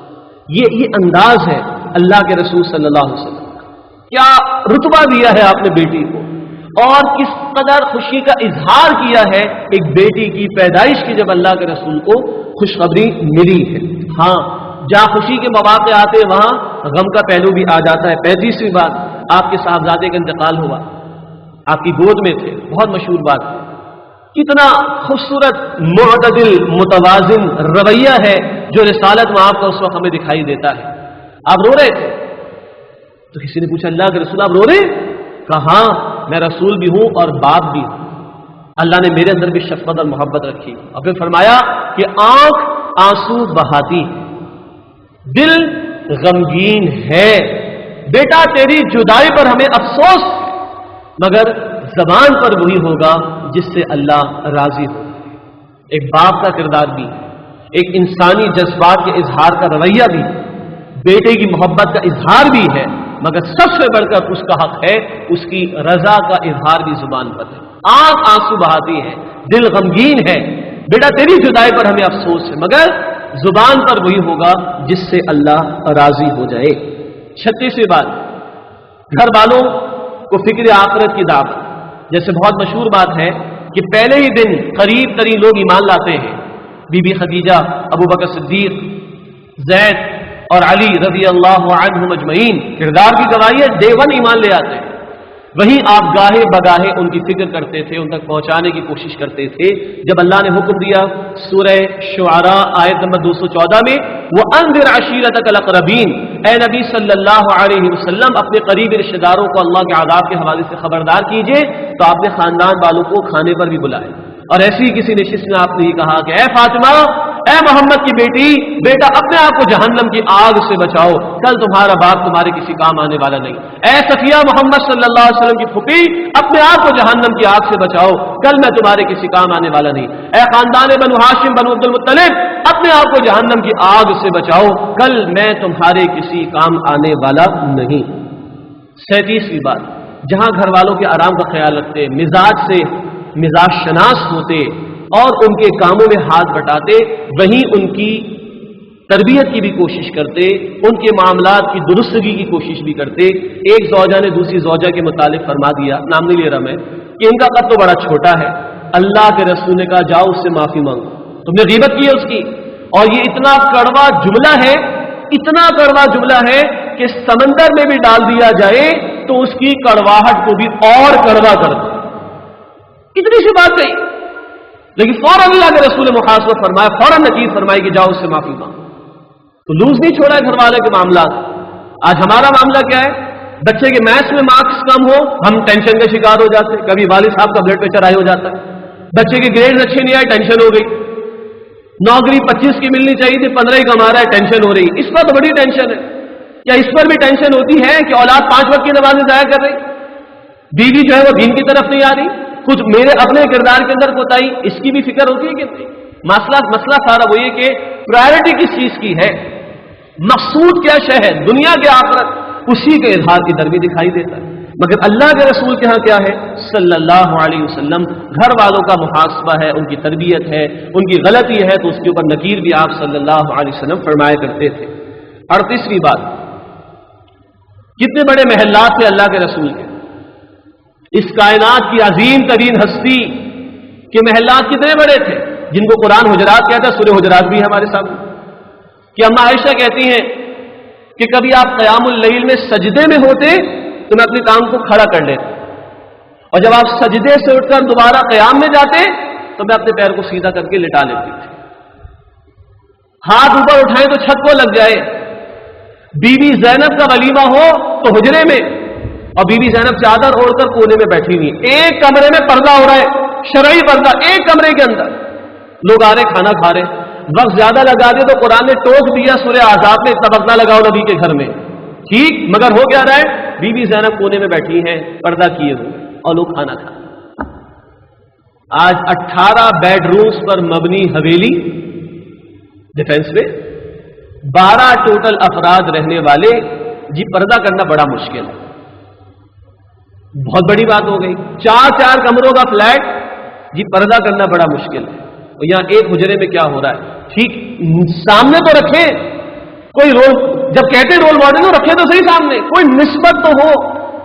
یہ حجرے تھے اللہ کے رسول صلی اللہ علیہ وسلم کی، جہاں اب ہماری خواتین بھی سنیں، جہاں ازواج مطہرات نے زندگی بسر کی ہے رسول اکرم صلی اللہ علیہ وسلم کے ساتھ۔ اسی تسلسل میں اگلی بات 39ویں بات، اللہ کے رسول کا یہ سارا فقر اختیاری فقر تھا، اور آپ کے گھر والوں نے ازواج مطہرات نے اس میں آپ کا ساتھ دیا۔ کبھی آ گئی خواہش، فتوحات ہونے لگی، فتح خیبر کے بعد کی بات ہے، اللہ کے رسول کچھ ہمارا بھی سلسلہ ہو جائے، یہ اس سے پہلے کی بھی کچھ معاملات ہیں، کچھ عام گھروں میں خوشحالی آ رہی، کچھ ہمارا معاملہ بھی ہو جائے، تو اللہ کے رسول نے 1 مہینے علیحدگی اختیار کر، تب اللہ نے آیت تخییر عطا فرمائی سورہ احزاب میں، نبی کہہ دے اپنی بیویوں سے، اللہ اور اللہ کا رسول چاہیے تو ٹھیک ہے ایسے گزارا کرنا پڑے گا، اور دنیا چاہیے آؤ دے دلا کے مطلب فارغ کرو، روئی ازواج مطہرات کہ ہمیں اللہ چاہیے، ہمیں اللہ کا رسول چاہیے، ہمیں آخرت چاہیے، اور وہی اختیاری فخر جو اللہ کے رسول کا تھا آپ کے ازواج مطہرات نے اسی کو اختیار کیا، اور پھر وہاں سے امت کو کیا ملا، 2000 احادیث اما عائشہ سے رضی اللہ عنہ، 300 احادیث ام سلمہ سے رضی اللہ تعالی عنہ، اور نہ جانے کتنی خدمت اس گھرانے سے اس امت کے لیے، اس پوری دنیا کے لیے اللہ سبحانہ و تعالی نے لی۔ اگر آج ہماری بھی کوئی بہن اپنے شوہر سے زیورات ہی کا مطالبہ کرتی رہے، ہر موقع پر لباس کا مطالبہ کرتی رہے، ہر دوسرے ہفتے جو ہے وہ ہر دوسرے مہینے لباس کا مطالبہ، زیور کا مطالبہ، اور بچوں کے لیے اور بڑے بڑے سہانے خواب معذرت کے ساتھ اگر یہی ڈیمانڈس ہوں گی بیویوں کی، تو شوہر کہاں سے پورا کرے گا اس، یا تو حرام میں منہ ڈالے گا، اور پھر کیا ہوگا، پھر دنیا کا کام ہو سکتا ہے، دین کا کام نہیں ہو سکتا، دین کا کام تو قربانی مانگتا ہے، ایثار مانگتا ہے، اور یہ ہے رول ماڈل وہاں۔ تو خدا نہ اس پہ غور کرے۔ ایک عورت نے بڑی اچھی بات کہی کہ بھائی اب عورتوں کے پاس تو پیسہ نہیں کہ ہم انفاق کریں، تو بھائی کرو انفاق، اپنے مطالبات کم کرو نا، اپنے لیونگ اسٹینڈرڈ کو کم کرو، معیار زندگی نہیں، ایک خاتون نے بڑی پیاری بات کہی، معیار بندگی کو بلند کرو، معیار زندگی نہیں، معیار بندگی کو بلند کرو، سادگی پر آؤ، مطالبات کو کم کرو، تو اب تمہارے شوہر کو جو ریلیف ملے گا، کچھ مال بچے گا تو دین پر لگے گا، دنیا داری کی ٹینشن سے اس کو آزادی ملے گی تو یکسوئی کے ساتھ دین کا کام کرے گا، یہ تمہاری تو کنٹریبیوشن ہے، یہ تمہارے کو انفاق ہے، وہ ہوا تو اس کے لیے موقع ملے نا اس کو کہ وہ مال بھی لگا سکے، جان بھی لگا سکے۔ یہ ہے جو ایک عورت کا رول ہونا چاہیے، جو ان ازواج مطہرات کی زندگی میں ہمیں دکھائی دیتا ہے۔ پانچویں عنوان کی طرف چلتے ہیں انشاءاللہ، اور وہ ہے حسن اخلاق کے حوالے سے۔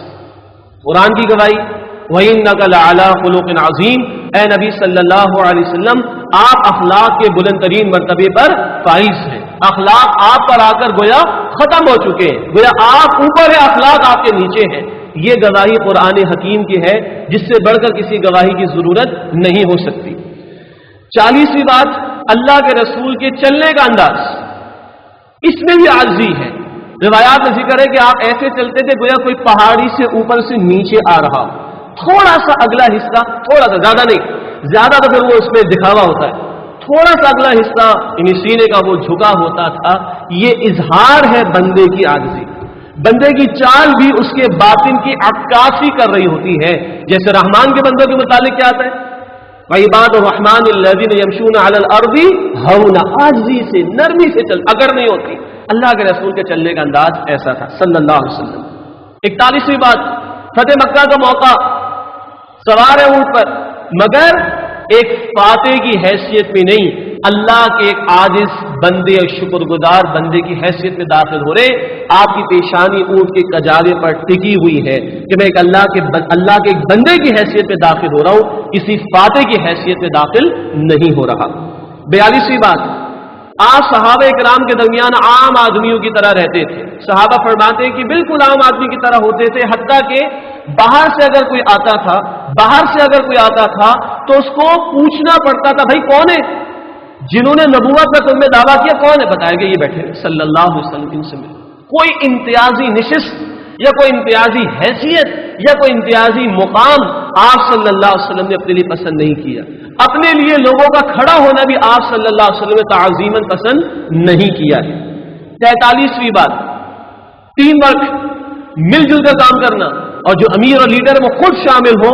اللہ کے رسول بہترین مثال ہے اس کی۔ کسی غزوے کا موقع تھا اور پڑاؤ ڈالا گیا ہوگا، کھانے کی نوبت پیش آئی، کھانے کی تیاری شروع ہوئی، کسی نے کہا بکری ذبح میں کروں گا، کسی نے کہا گوشت کے پیسز میں بناؤں گا، کسی نے کہا کھانا میں تیار کروں گا، آپ نے کہا لکڑیاں میں لے کر آؤں گا صلی اللہ علیہ وسلم۔ اب بتائیے کوئی رکے گا؟ This is team work, this is management. اب کوئی رکے گا؟ سارے کھڑے ہو گئے۔ آپ نے کہا نہ، میں کوئی اپنے لیے امتیازی حیثیت پسند نہیں کرتا، لکڑیاں لے کر آنا یہ میرا کام ہوگا۔ 44ویں بات، آپ مسکرا کر گفتگو کرتے، متوجہ ہو کر گفتگو کرتے۔ یہ بات بڑی عجیب سے لگے گی، بیان کرنے کی کیا ضرورت ہے؟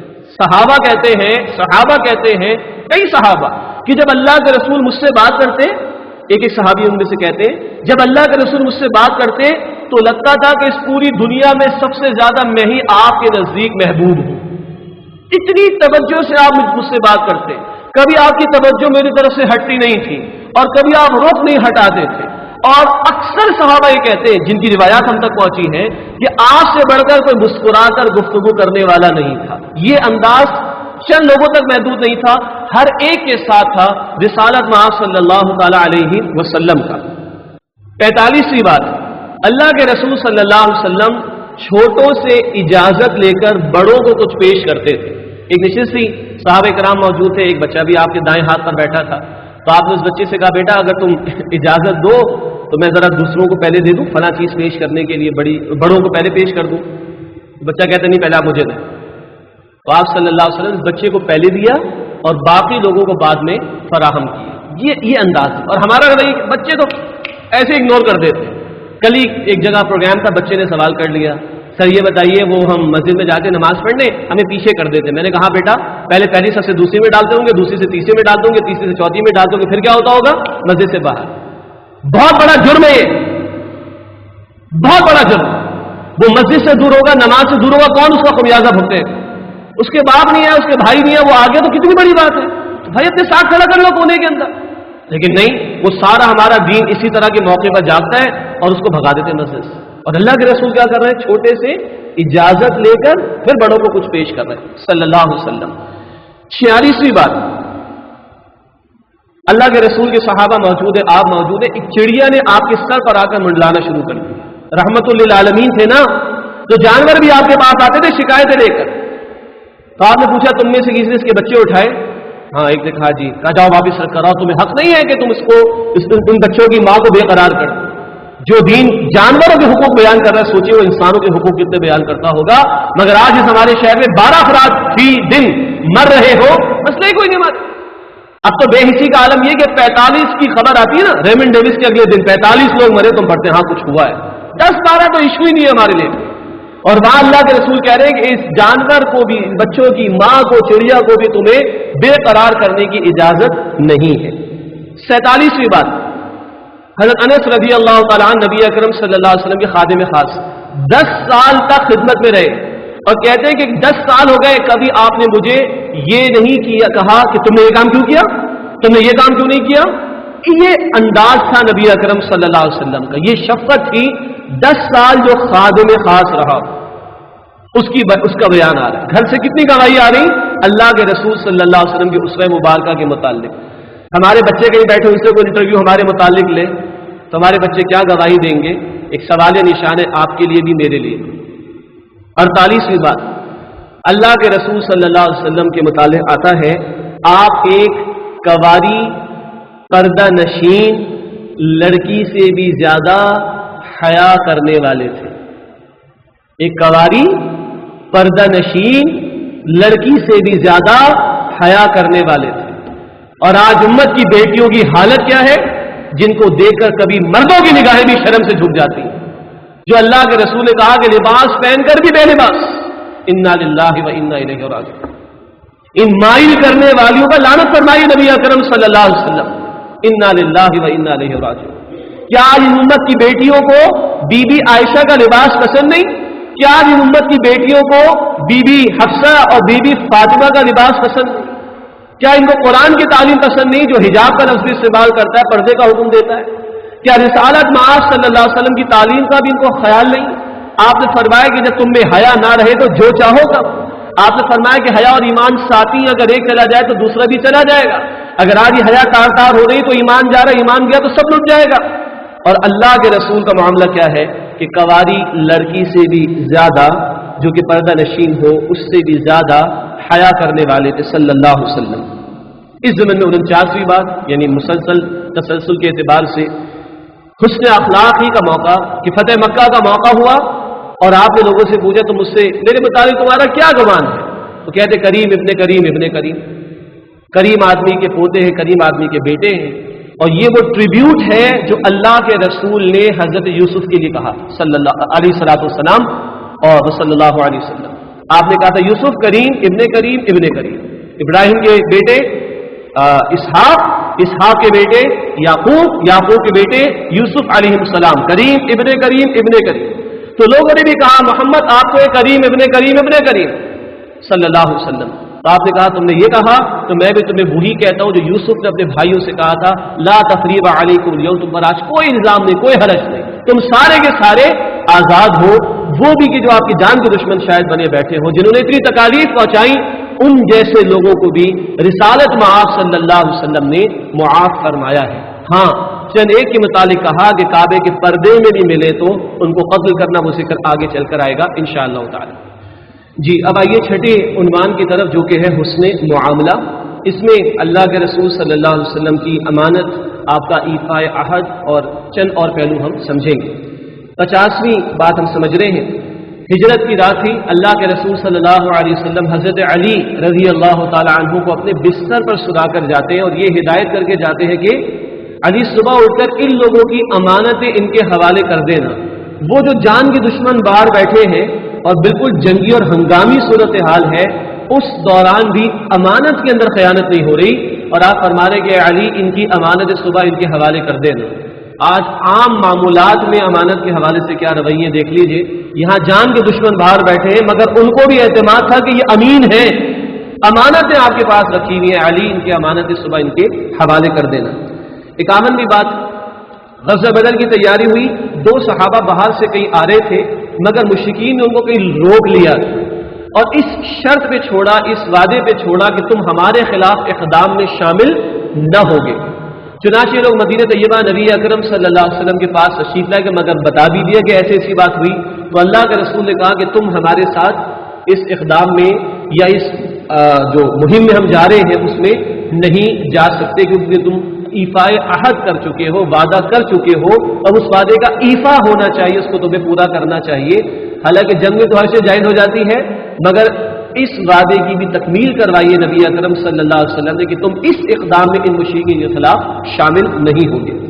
اسی طرح 52ویں بات، بہت مشہور واقعہ صلح حدیبیہ کے موقع پر جو شرائط ہوئی بہت مشہور و معروف ہے، اور اسی موقع پر ابو جندل آ گئے اپنی بیڑیاں توڑوا کر کسی طرح رہائی پا کر یا فرار ہو کر، اور اللہ کے رسول کو دکھا بھی رہے، صحابہ دیکھ بھی رہے، یا رسول اللہ مجھے اپنے ساتھ جو ہے مدینہ طیبہ لے جائیں، مگر اللہ کے رسول نے فرمایا کہ ابو جندل ہم وعدہ کر چکے ہیں، ہم اور آپ ہوتے تو ابھی جسٹیفیکیشن بھی دے دیتے، مکہ سے کوئی مدینہ آئے گا تو اس کو واپس نہیں کیا جائے گا، ابھی تو مدینہ جانا ہے نا، ابھی تو حدیبیہ میں موجود ہے، کوئی جسٹیفیکیشن نہیں، کوئی وے آؤٹ اور حیلہ نہیں اے ابو جندل ہم وعدہ دے چکے، تم واپس جاؤ، اللہ تمہارے لیے کوئی سہولت پیدا کر دے گا، اور اللہ نے سہولت پیدا فرمائی بھی، وہ تو تاریخ کا حصہ ہے، مگر اس موقع پر جبکہ وعدہ کر لیا ہے، اللہ کے رسول فرماتے کہ نہیں تم ہمارے ساتھ نہیں جاؤ۔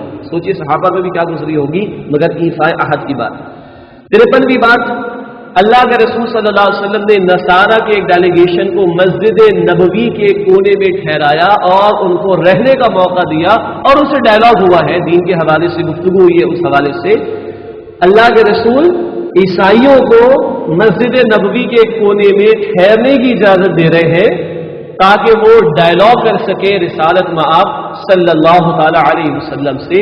دین کی دعوت کے تناظر میں یہ بہت اہم اسوہ ہے، یا بہت پیاری جھلکی ہے اسوہ حسنہ سے، کہ کافروں کے ساتھ یہ معاملہ کہ اپنی عبادت گاہ کے کسی کونے میں ان کو ٹھہرنے کی اجازت دی گئی۔ اللہ کے رسول صلی اللہ علیہ وسلم اپنے صحابہ کی سینس آف پارٹیسپیشن کو بھی مد نظر رکھتے تھے۔ 54ویں بات، غزوہ احد کا موقع ہے، بہت مشہور بات ہے، آپ ہر موقع پر مشورہ کرتے تھے، یہاں بھی مشورہ ہوا۔ آپ کی اپنی چاہت تھی کہ مدینہ طیبہ میں رہ کر دفاع کیا جائے، مگر بعض جوشیلے جوان صحابہ کا جب آپ نے یہ معاملہ دیکھا کہ وہ چاہتے ہیں کہ باہر نکل کر جو ہے وہ مقابلہ ہو، تو آپ نے اپنی رائے چھوڑ دی اور ان کی رائے کو فوقیت دی اور باہر نکل کر مقابلہ کرنے کا فیصلہ کیا۔ وہ الگ بات ہے، 70 کی شہادت کا معاملہ بھی ہوا، مگر آپ نے اپنے ان پیارے صحابہ کی اس رائے کو ترجیح دی۔ سینس آف پارٹیسپیشن، انہیں بھی احساس ہو کہ ہاں ہمیں بھی کوئی حیثیت اور اہمیت دی جاتی ہے، اور دراصل یہ اسوہ ہمارے لیے تھا کہ بعد میں بھی اجتماعیت کا کام آگے بڑھنا ہے، بعد میں بھی دین کی جد و جہد کو آگے بڑھنا ہے، تو آئندہ آنے والے بھی اس طور پر امیر ہو، مشورہ کریں، مشوروں کے بعد فیصلہ کریں۔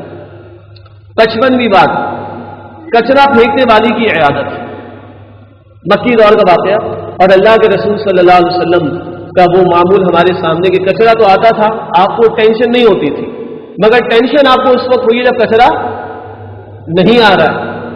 ذرا غور کیجیے، آپ کو تکلیف یا پریشانی کب ہوئی، کچرا کیوں نہیں آ رہا، تو پتہ چلا وہ بیمار ہو چکی، تو اللہ کے رسول گئے، آپ نے اس کی عیادت کی اور فرمایا کہ تمہارا اگر کوئی کام ہوتا تو مجھے بتانا، میں تمہارا کام کر دوں گا۔ پھر کیا ہونا تھا، وہی جو ادفع باللتی ہی احسن کا نتیجہ ہوتا ہے، فَإِذَا الَّذِي بَيْنَكَ وَبَيْنَهُ عَدَاوَةٌ كَأَنَّهُ وَلِيٌّ حَمِيمٌ کا نتیجہ ہوتا ہے، اس عورت نے اسلام قبول کر لیا۔ 56ویں بات، اسی حسن معاملہ، امانت و دیانت کی گواہی ہرقل کے دربار میں ابو سفیان نے دی، جو اس وقت تک ایمان نہیں لائے، مگر وہ پوچھتا ہرقل کے کیا محمد نے کبھی جھوٹ بولا صلی اللہ علیہ وسلم، اور ابو سفیان کو کہنا پڑا کہ محمد نے کبھی جھوٹ نہیں بولا ہے، اور بھی تعریفیں بیان کی، مگر میں نے صرف ایک پہلو آپ کے سامنے بیان کیا۔ یہ وہ بات ہے جس کو کہا جاتا ہے کہ الفضل ما شہیدت بہ الاعداء، فضیلت تو وہ ہوتی ہے کہ دشمن بھی عظمت کا اعتراف کر لے۔ 56 باتیں مکمل ہوئی الحمدللہ۔ 7ویں عنوان کی طرف چلتے ہیں، اللہ کے رسول کا حسن تربیت، کس انداز سے آپ نے تربیت فرمائی ہے، لوگوں کی اصلاح فرمائی ہے۔ 57ویں بات، مسجد نبوی میں بدو آ گیا، پیشاب کرنے لگ گیا، صحابہ مارنے کو دوڑے، اللہ کے رسول نے روک دیا، اور جب وہ فارغ ہو گیا تو اس کو بلا کر سمجھایا، کیا تم پسند کرو کہ تمہارے گھر کو کوئی گندا کرے؟ تم اللہ کے گھر کو گندا کرتے ہو۔ بات سمجھ آ گئی، بدوؤں کو اتنا سیکھنے سکھانے کا موقع نہیں ملتا، اسے کہا مجھے معاف کر دیں۔ اور غالباً بعض روایات میں یہ بھی ہے کہ آپ نے مل کر صفائی بھی کی۔ آج ہماری مسجدوں میں بھی ہو سکتا ہے کوئی بچہ آگے ایسی حرکت کر جائے تو گھورنے والے تو 20 مل جائیں گے، گھورنے والے شاید 20 مل جائیں گے، سمجھانے والا ایک بھی نہ ملے۔ اور اگر ہو ہی گئی تو یہ سنت کہ صفائی بھی کر دو، ایک بھی نہیں ملتا ہم کو۔ اللہ کے رسول کا طرز عمل ہمیں یہ ملتا ہے۔ سوچئے صحابہ پر بھی کیا اثر ہوا ہوگا اس بات کا، اور اس بدو پر بھی اس بات کا کیا اثر ہوا ہوگا جب رسالت میں آپ نے خود اس صفائی کے اندر حصہ لیا ہو۔ 58ویں بات، حسن تربیت کی بات ہو رہی۔ حضرت فاطمہ حضرت علی سے ناراض ہو کے گھر آ گئی، کبھی ہماری بیٹیاں بھی آ جاتی ہیں، ٹھیک ہے، اور پھر ہم بیٹیوں کی سائڈ لیتے ہیں، اور پھر وہ اس کے بعد جو ہوتا ہے وہ ہوتا ہے۔ اللہ اپنے حفظ و ایمان میں رکھے۔ اللہ کے رسول کے سامنے آ کے بی بی فاطمہ فرماتی کہ علی نے یہ کر دیا اور وہ کر دیا۔ اللہ کے رسول خاموشی سے سنتے رہے، ان کو اپنے دل کی بات کہنے دی، اندر کی بات باہر نکالنے کی اجازت دی۔ جب سب باتیں مکمل ہو گئی تو اللہ کے رسول نے فرمایا بیٹا کچھ اور رہ گیا؟ کہا نہیں بس یہی ہے۔ تو آپ نے فرمایا کہ بیٹا مجھے بتاؤ دنیا میں کون سا گھر ایسا ہوگا جہاں شوہر اور بیوی میں ناچاقی پیدا نہ ہوتی ہو؟ کون سا گھر زمین پر ایسا ہوگا جہاں کوئی چپقلش پیدا نہ ہو جاتی ہو؟ اچھا یہ بتاؤ علی تمہارے کھانے پینے کا خیال رکھتے ہیں؟ ہاں رکھتے ہیں۔ علی تمہارے ساتھ ایسا ایسا معاملہ کرتے ہیں؟ بالکل کرتے ہیں۔ تمہارے مزاج کا خیال رکھتے ہیں؟ اور بالکل رکھتے ہیں۔ تو بیٹا جاؤ تو گھر کو آباد کرو۔ کوئی گھر دنیا میں ایسا نہیں جہاں چپقلش نہ ہو جاتی شوہر بیوی کے درمیان، مگر یہ بھی تو دیکھو علی تمہارا یہ بھی خیال کرتے ہیں، یہ بھی خیال کرتے ہیں، وہ بھی خیال کرتے ہیں، تمہاری ضروریات اور دیگر باتوں کا خیال رکھتے ہیں۔ تو جاؤ اور اپنے گھر کو آباد کرو، آئندہ مجھے شکایت کا موقع نہ ملے۔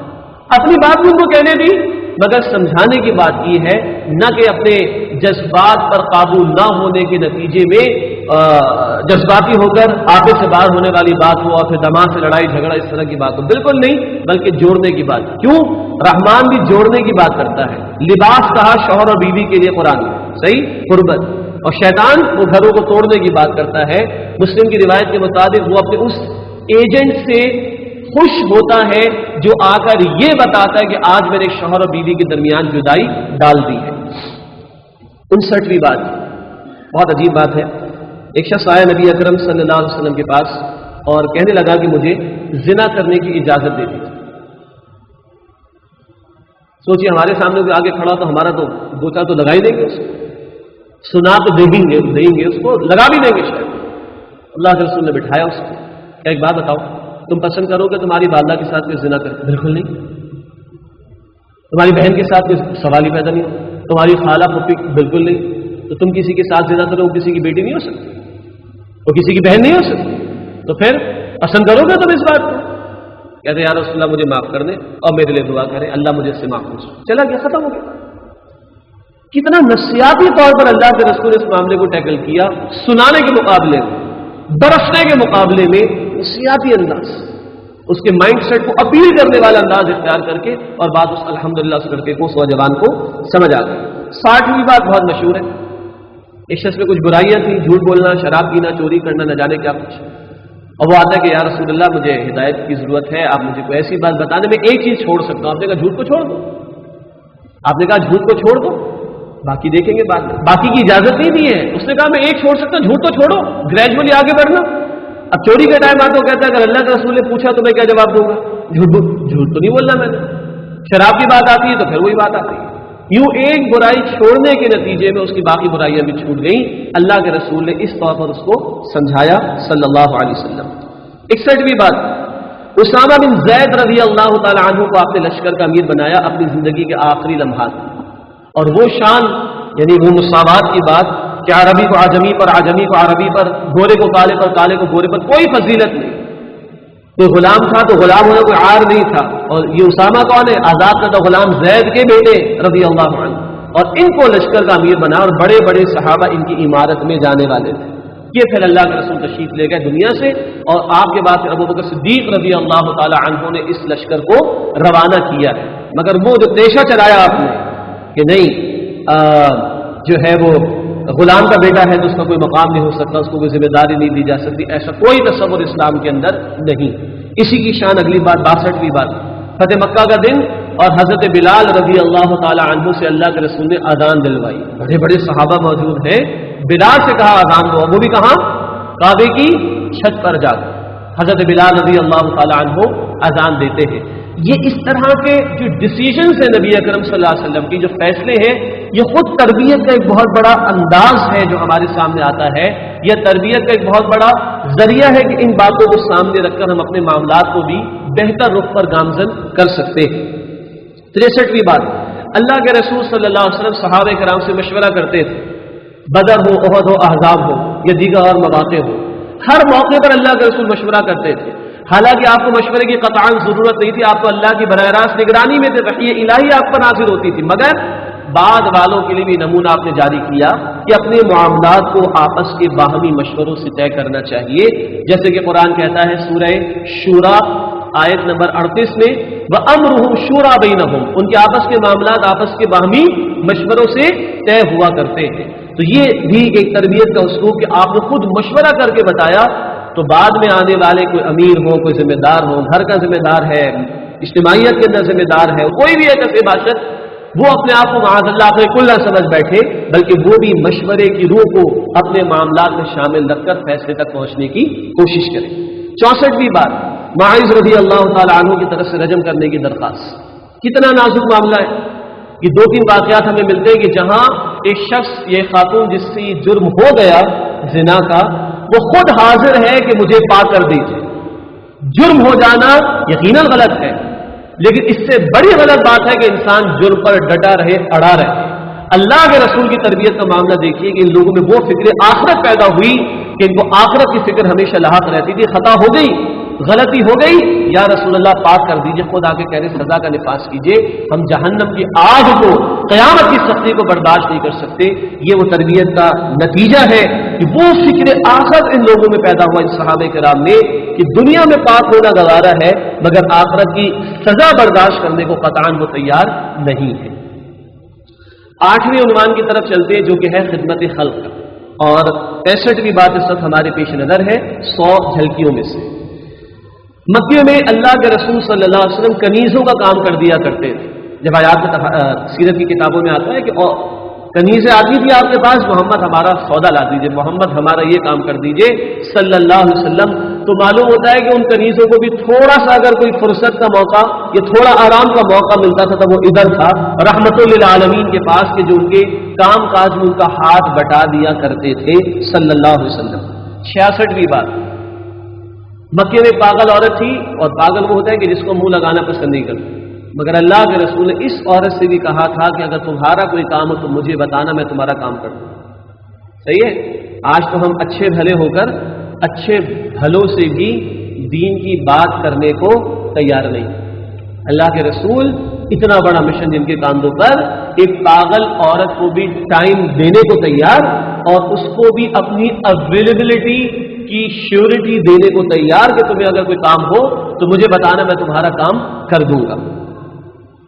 67ویں بات، یہ ایک کتاب میں سیرت کی موجود ہے یہ بات کہ اللہ کے رسول صلی اللہ علیہ وسلم کبھی بلال کے پاس گئے اور بلال چکی پیس رہے تھے، اور اللہ کے رسول فرماتے ہیں کہ بلال تم آرام کر لو، بلال تم آرام کر لو، میں تمہاری چکی پیس دیتا ہوں.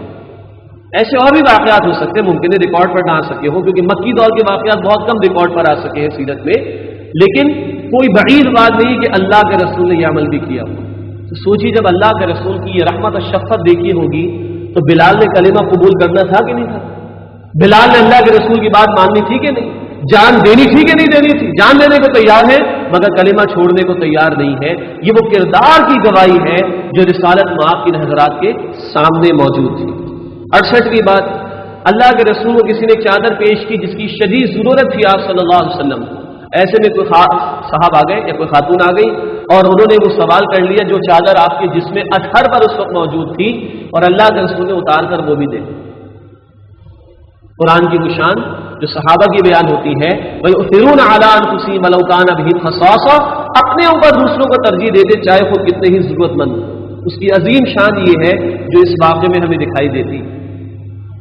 آج تو ہمارے پاس اچھا بھلا موجود ہوتا ہے، وقت، مال، صلاحیت، جس کے مواقع بھی موجود ہیں، ہم وہ نہیں لگا رہے ہو، اور وہاں کیا ہے جس کی ضرورت ہے وہ بھی لگا دی، وہ بھی دے دیا اللہ کی راہ. اللہ تعالیٰ ہمیں سمجھ دے.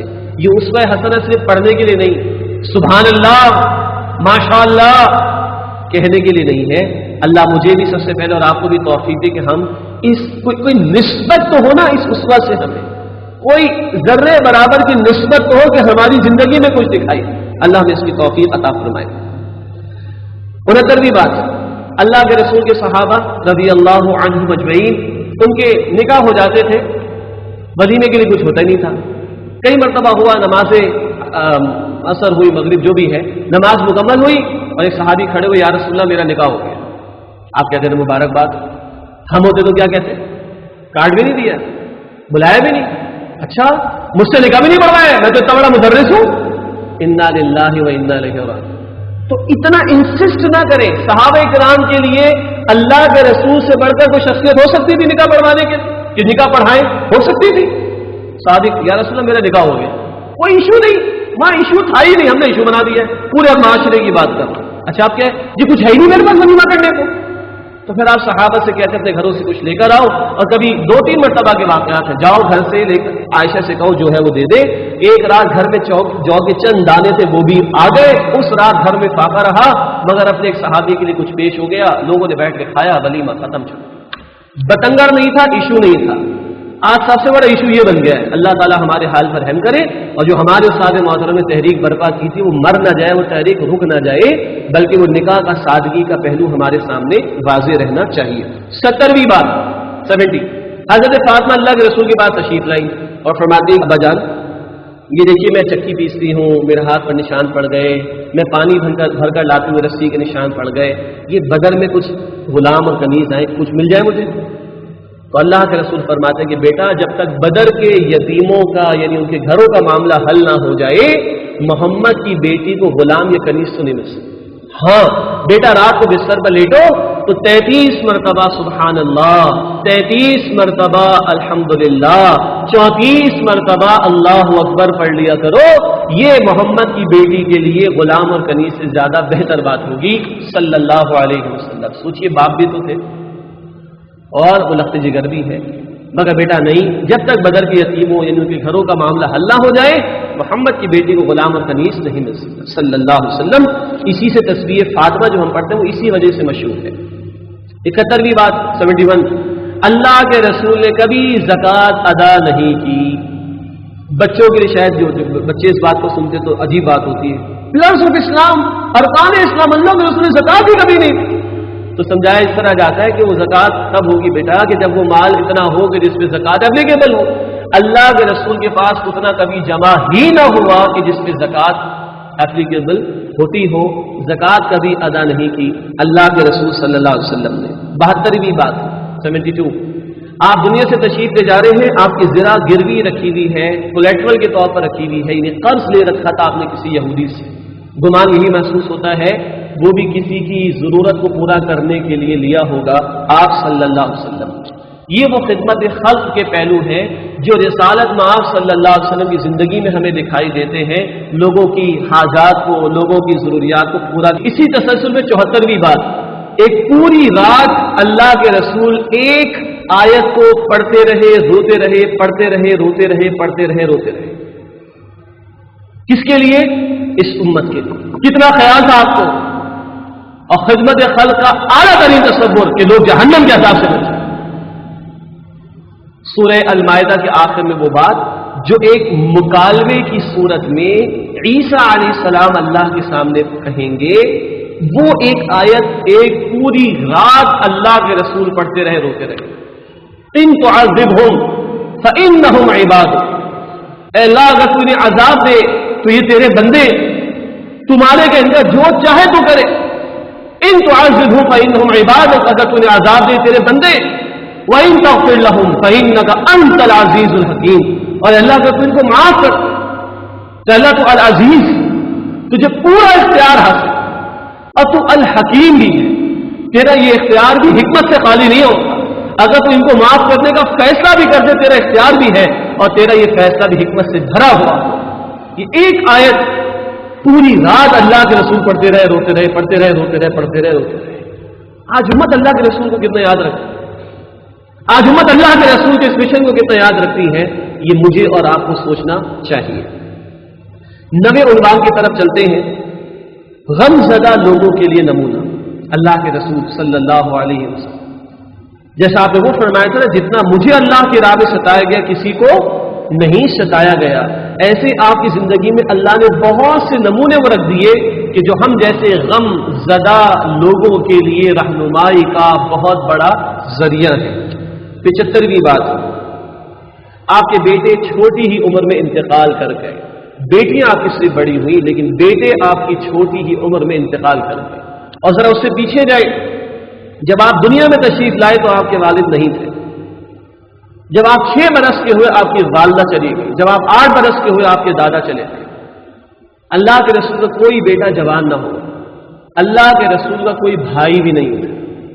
ٹھیک، 76ویں بات، اللہ کے رسول کی 2 بیٹیوں کو طلاق ہوئی جن کا نکاح ابو لہب کے 2 بیٹوں سے ہو گیا، مگر آپ نے دعوت توحید رکھی. ان کا اقدام یہ ہوا کہ دونوں بیٹوں نے ابو لہب کے نبی صلی اللہ علیہ وسلم کی دونوں بیٹیوں کو طلاق دے. کتنا بڑا ایک غم ہوتا ہے ایک باپ کے لیے بیٹی کی طلاق ہو جانا. اس سے بھی گزرے اللہ کے رسول صلی اللہ علیہ وسلم. 77ویں بات، اللہ کے رسول کی 4 بیٹیاں تھیں جو جوان بھی ہوئی، مگر 3 بیٹیوں کا انتقال اللہ کے رسول کی اپنی زندگی میں ہوا. 78، بیت اللہ کے پاس اللہ کے رسول نماز ادا کر رہے تھے اور اونٹ کی پوری اوجڑی اور گندگی ساری اللہ کے رسول کے جسم اطہر پر لا کر ڈال دی گئی جب آپ سجدے کی حالت میں تھے. اور عبداللہ بن مسعود فرماتے ہیں کہ میں کمزور تھا، میں کچھ نہیں کر سکتا. پھر فاطمہ آئی اور فاطمہ نے وہ ساری گندگی صاف کی. اور ہم کہتے ہیں کہ ہمارے ساتھ مشکلات بہت ہیں، بڑی رکاوٹیں ہمارے ساتھ دین کے اوپر عمل کرنے، دین کے لیے جدوجہد کرتے ہیں. اور اللہ کے رسول اس کائنات کی عظیم ہستی کے ساتھ کیا ہو. 79، ہم عائشہ فرماتی رضی اللہ تعالی عنہ 2 مہینے ہمارے گھر میں چولہا نہیں جلتا تھا. تیسرا چاند ہم دیکھ لیا کرتے تھے تو گزارا کس پر ہوتا تھا؟ پانی پر ہوتا تھا، کھجور پر ہوتا تھا. انصار کے گھروں سے دودھ آ گیا تو پی لیا کرتے تھے. یا اللہ کے رسول روزے رکھتے تھے. کئی مرتبہ ہوا کہ فجر کے بعد آپ تشریف لائے، گھر میں کچھ نہیں کھانے کو، تو آپ نے کہا آج میرا روزہ ہے. اور ہم کیا کہتے ہیں جی ہمارے اکنامک کرائسس بہت ہے، ہمارے تیسری ڈش نہیں ہوتی. بعض گھرانوں میں تو ٹینشن ہوتی کہ آج 2 ڈشیں کی، 2 ہوتی ہیں تو بھی پریشانی، 1 ہوتی ہے تو پریشانی 2 کیوں نہیں. سوچیے ذرا. ہم کہتے ہیں اس پہ حسنا اس پہ حسنا، وہ خالی سبحان اللہ کہنے کے لیے نہیں، وہ اس لیے کہ سامنے رکھ کر ہم اپنی زندگی کے لائے عمل کو طے کریں. وہاں تو 2 مہینے تک چولہا نہیں جل رہا، کھجنے کی کیفیات پڑ چکے ہم لوگ. ہمیں تو کس قدر اللہ نے دے رکھا ہے. اگر ان آسانیوں آسائشوں میں جو ہم میں سے اکثر و بیشتر کو حاصل ہے نہیں اگر ہمارے قدم بڑھ رہے تو مشکل تر حالات ہم کریں گے کیا؟ بھاگ جائیں گے دین سے، دین کی جد و جہد سے فرار اختیار کر لیں گے. اللہ اس برے انجام سے ہماری حفاظت فرمائے.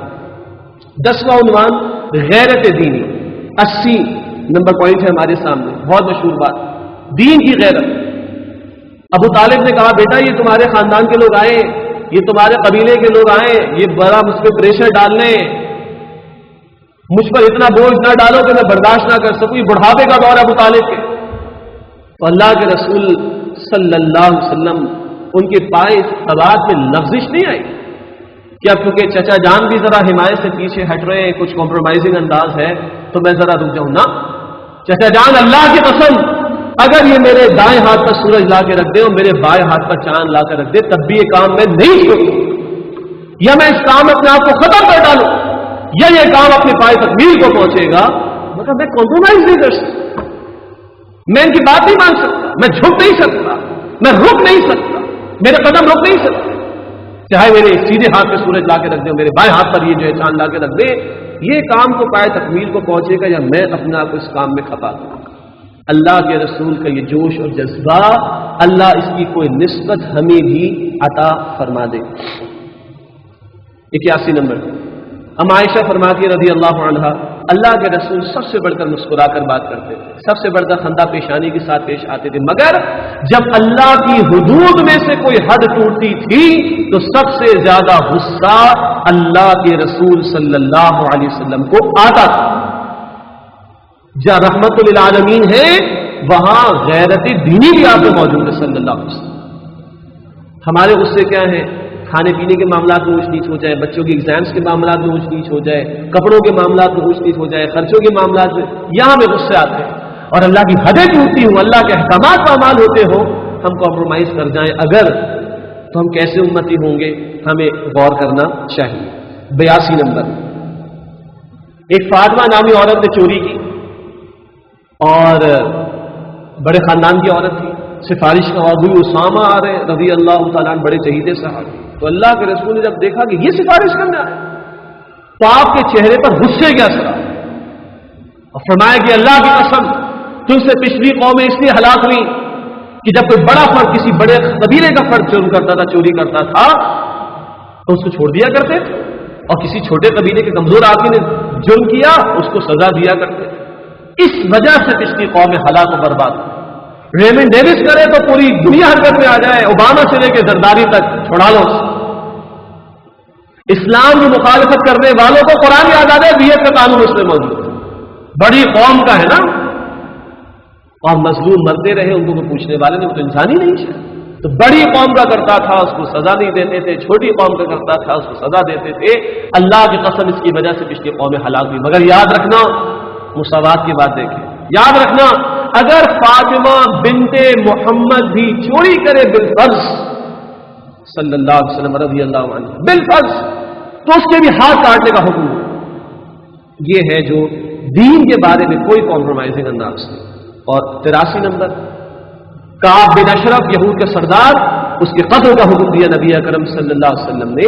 کون ہے جس سے میری جان چھوڑائے؟ اور ابو رافع یہ تھا خیبر میں بڑا مالدار یہودی، صحابہ کی مہم بھیجی اللہ کے رسول صلی اللہ علیہ وسلم نے اس کو قتل کرانے کے لیے. اسی طرح مجھے ذکر آیا تھا فتح مکہ کے موقع پر کہ جہاں رحمت کا اظہار ہے وہاں غیرت دینی کا اظہار بھی ہے. ابن قتل کو کعبے کے پردے سے نکال کر قتل کیا گیا، اس کی کنیزوں کو بھی قتل کیا گیا کہ یہ وہ لوگ تھے جنہوں نے گستاخیاں کی تھی رسول اللہ صلی اللہ علیہ وسلم کی شان مبارکہ میں. 11واں عنوان ہے ہمارا دین کی جد و جہد کے حوالے سے چند جھلکی، جہاں دعوت کے مراحل کا ذکر بھی ہے اور جہاں اقامت اور دین کے نفاذ کے لیے میدان جنگ میں آنے کا تذکرہ بھی ہے. پوائنٹ نمبر 84، اللہ کے رسول نے گھر والوں کو دعوت سب سے پہلے دی. چنانچہ یہی وجہ ہے کہ اس پر بھی رائے موجود ہے کہ جو 4 افراد پہلے دن ایمان لائے، بلکہ 4 افراد جو اولین ایمان لائے وہ پہلے ہی دن ایمان لے آئے تھے. ابو بکر صدیق اور بی بی خدیجہ، حضرت زید، حضرت علی رضی اللہ تعالی عنہم اجمعین. انگلش میں ہم کہہ دیتے ہیں چیریٹی بگنس ایٹ ہوم والی بات ہے، مگر انگلش کو رکھے ایک طرف. قرآن کہتا ہے سورہ تحریم کی آیت نمبر 6 میں قوا انفسکم واہلیکم نارا، اپنے آپ اور اپنے گھر والوں کو جہنم کی آگ سے بچاؤ. 85 خاندان والوں کو دعوت، اشارتاً بات آ چکی. جب قرآن نے کہا سورۃ الشعراء آیت نمبر 214 میں وَأَنذِرْ عَشِيرَتَكَ الْأَقْرَبِينَ، اے نبی صلی اللہ علیہ وسلم اپنے قریبی رشتہ داروں کو اللہ کے عذاب سے خبردار کیجئے. تو آپ نے خاندان والوں کو کھانے پر بلایا. پہلی مرتبہ بات نہ سنی، دوسری مرتبہ سنی، مگر خاندان والوں کو بلا کر بھی اللہ کے دین کی دعوت ان کے سامنے رکھی. اس حوالے سے اشارتاً باتیں پہلے بھی آ چکی. 86 نمبر، ابو جہل کہتا ہے، سیرت کی کتابوں میں ذکر ہے کہ ایک شدید طوفانی رات میں میرے دروازے کو کسی نے کھٹکھٹایا تو میرا گمان تھا کہ کوئی بہت ہی ضرورت مند ہے جو اس موقع پر دروازہ کھٹکھٹا رہا ہے. اور کہتا ہے جب میں نے دروازہ کھولا تو وہاں محمد کو پایا صلی اللہ علیہ وسلم جو اللہ کو ماننے کی دعوت دینے کے لیے آئے. اللہ کے رسول دشمن کے گھر پر بھی گئے. اللہ کے رسول نے دشمنوں کے لیے دعائیں بھی کی ہیں. اے اللہ، عمر بن حشام یا ابو جہل کا نام یا عمر بن خطاب دونوں میں سے کسی ایک کو اسلام کی توفیق عطا فرما کر عزت دے، اسلام کو عزت دے. حضرت عمر فاروق رضی اللہ تعالی عنہ کے حق میں قبول ہو گئی. وہاں دشمنوں کے لیے دعا ہوتی تھی ہدایت کی. کیا آج ہمارے ہاتھ ہمارے اپنوں کے لیے بھی اٹھتے ہیں کہ ہم ان کی ہدایت کی دعا کریں؟ اے اللہ میرے ماں باپ کو ہدایت دے دے، جہنم سے بچا لے. اے اللہ میری بیوی کو ہدایت دے دے، اسے جہنم سے بچا لے. اے اللہ میری اولاد کو ہدایت دے دے، اس کو جہنم سے بچا لے. میرے بھائی، میرے بہن، میرے دوست، میرے رشتے دار، میرے کولیگز، میرے پڑوسی، کیا ہمارے ہاتھ ہمارے اپنوں کی ہدایت اور مغفرت کے لیے بھی اٹھتے ہیں؟ جبکہ رسول اللہ صلی اللہ علیہ وسلم دشمنان دین کی ہدایت کے لیے اللہ سے دعا کرتے ہوئے دکھائی دیتے ہیں. 87 نمبر، کوہ صفا پر اللہ کے رسول کھڑے ہوئے، اعلانیہ تبلیغ ہوا. فَاصْدَعْ بِمَا تُؤْمَرُ، اللہ نے حکم دیا نبی ڈنکے کی چوٹ پر اعلان کیجیے. آپ انڈیویجولی بھی، انفرادی طور پر بھی گئے، اعلانیہ طور پر بھی گئے، کوہ صفا پر کھڑے ہوئے. مشہور بات ہے اسی وقت جب کہ مشرکین مکہ کسی خبر کے لیے کھڑے ہوتے، اسی نعرے کے ساتھ لا صباح، ہائے صبح ہائے صبح، اور اسی وقت جب کہ لوگ کسی خبر کی اطلاع دیتے تھے وہی انداز اختیار کیا، سوائے وہ کہ جو مشرکین برہنہ ہوتے تھے معاذ اللہ وہ رویہ تو آپ اختیار نہیں کر سکتے تھے۔ تو جو بھی وقت کی دستیاب ٹیکنالوجی ہوگی، ذرائع ہوں گے، انداز جس میں شر کا کوئی پہلو نہ ہو، خلاف شریعت پہلو نہ ہو، اس کو اختیار کر کے دین کی دعوت کو آگے بڑھانا۔ 88 نمبر، بازاروں میں دعوت۔ وہ کاش کے میرے لگتے تھے آج کی ایکسپو ہو جائے گی، اللہ کے نبی ان بازاروں میں جا کر بھی دعوت کا کام کرتے تھے، اور ہر وہ موقع جہاں لوگ دستیاب ہوں، سن سکے، پہنچ سکے پیغام، وہ ذرائع جن کو اختیار کر کے دین کی بات پہنچائی جا سکتی ہو، ان سب کو آپ صلی اللہ علیہ وسلم نے اختیار فرمایا۔ 89 شعب ابی طالب میں 3 برس تک آپ اور آپ کے صحابہ قید رہے، سوائے اس کی کہ جو حرمت والے مہینے سے باہر آتے تھے، اور سب کیفیات سے گزرے ہیں، بچوں کے بلکنے کی، عورتوں کے رونے تک کی آوازیں آتی تھی۔ چند ہی واقعات اس قید تنہائی کے حوالے سے مرتب ہو سکے سیرت میں، مگر وہ کچھ بھی ہم پڑھتے ہیں تو کبھی دل خون کے آنسو ہوتا ہے۔ بچوں کے بلکنے کی آوازیں، عورتوں کے چیخنے چلانے کی آواز، کبھی ایک صحابی کہتے تنہائی ہے اور اندھیری رات ہی میرے پیر کے نیچے کچھ آیا، مجھے نہیں پتا کیا، میں تو کھا گیا، میں شدید بھوک سے دو چار، اور وہاں اللہ کے رسول کی اس قید کے اندر موجود ہے صلی اللہ علیہ وسلم۔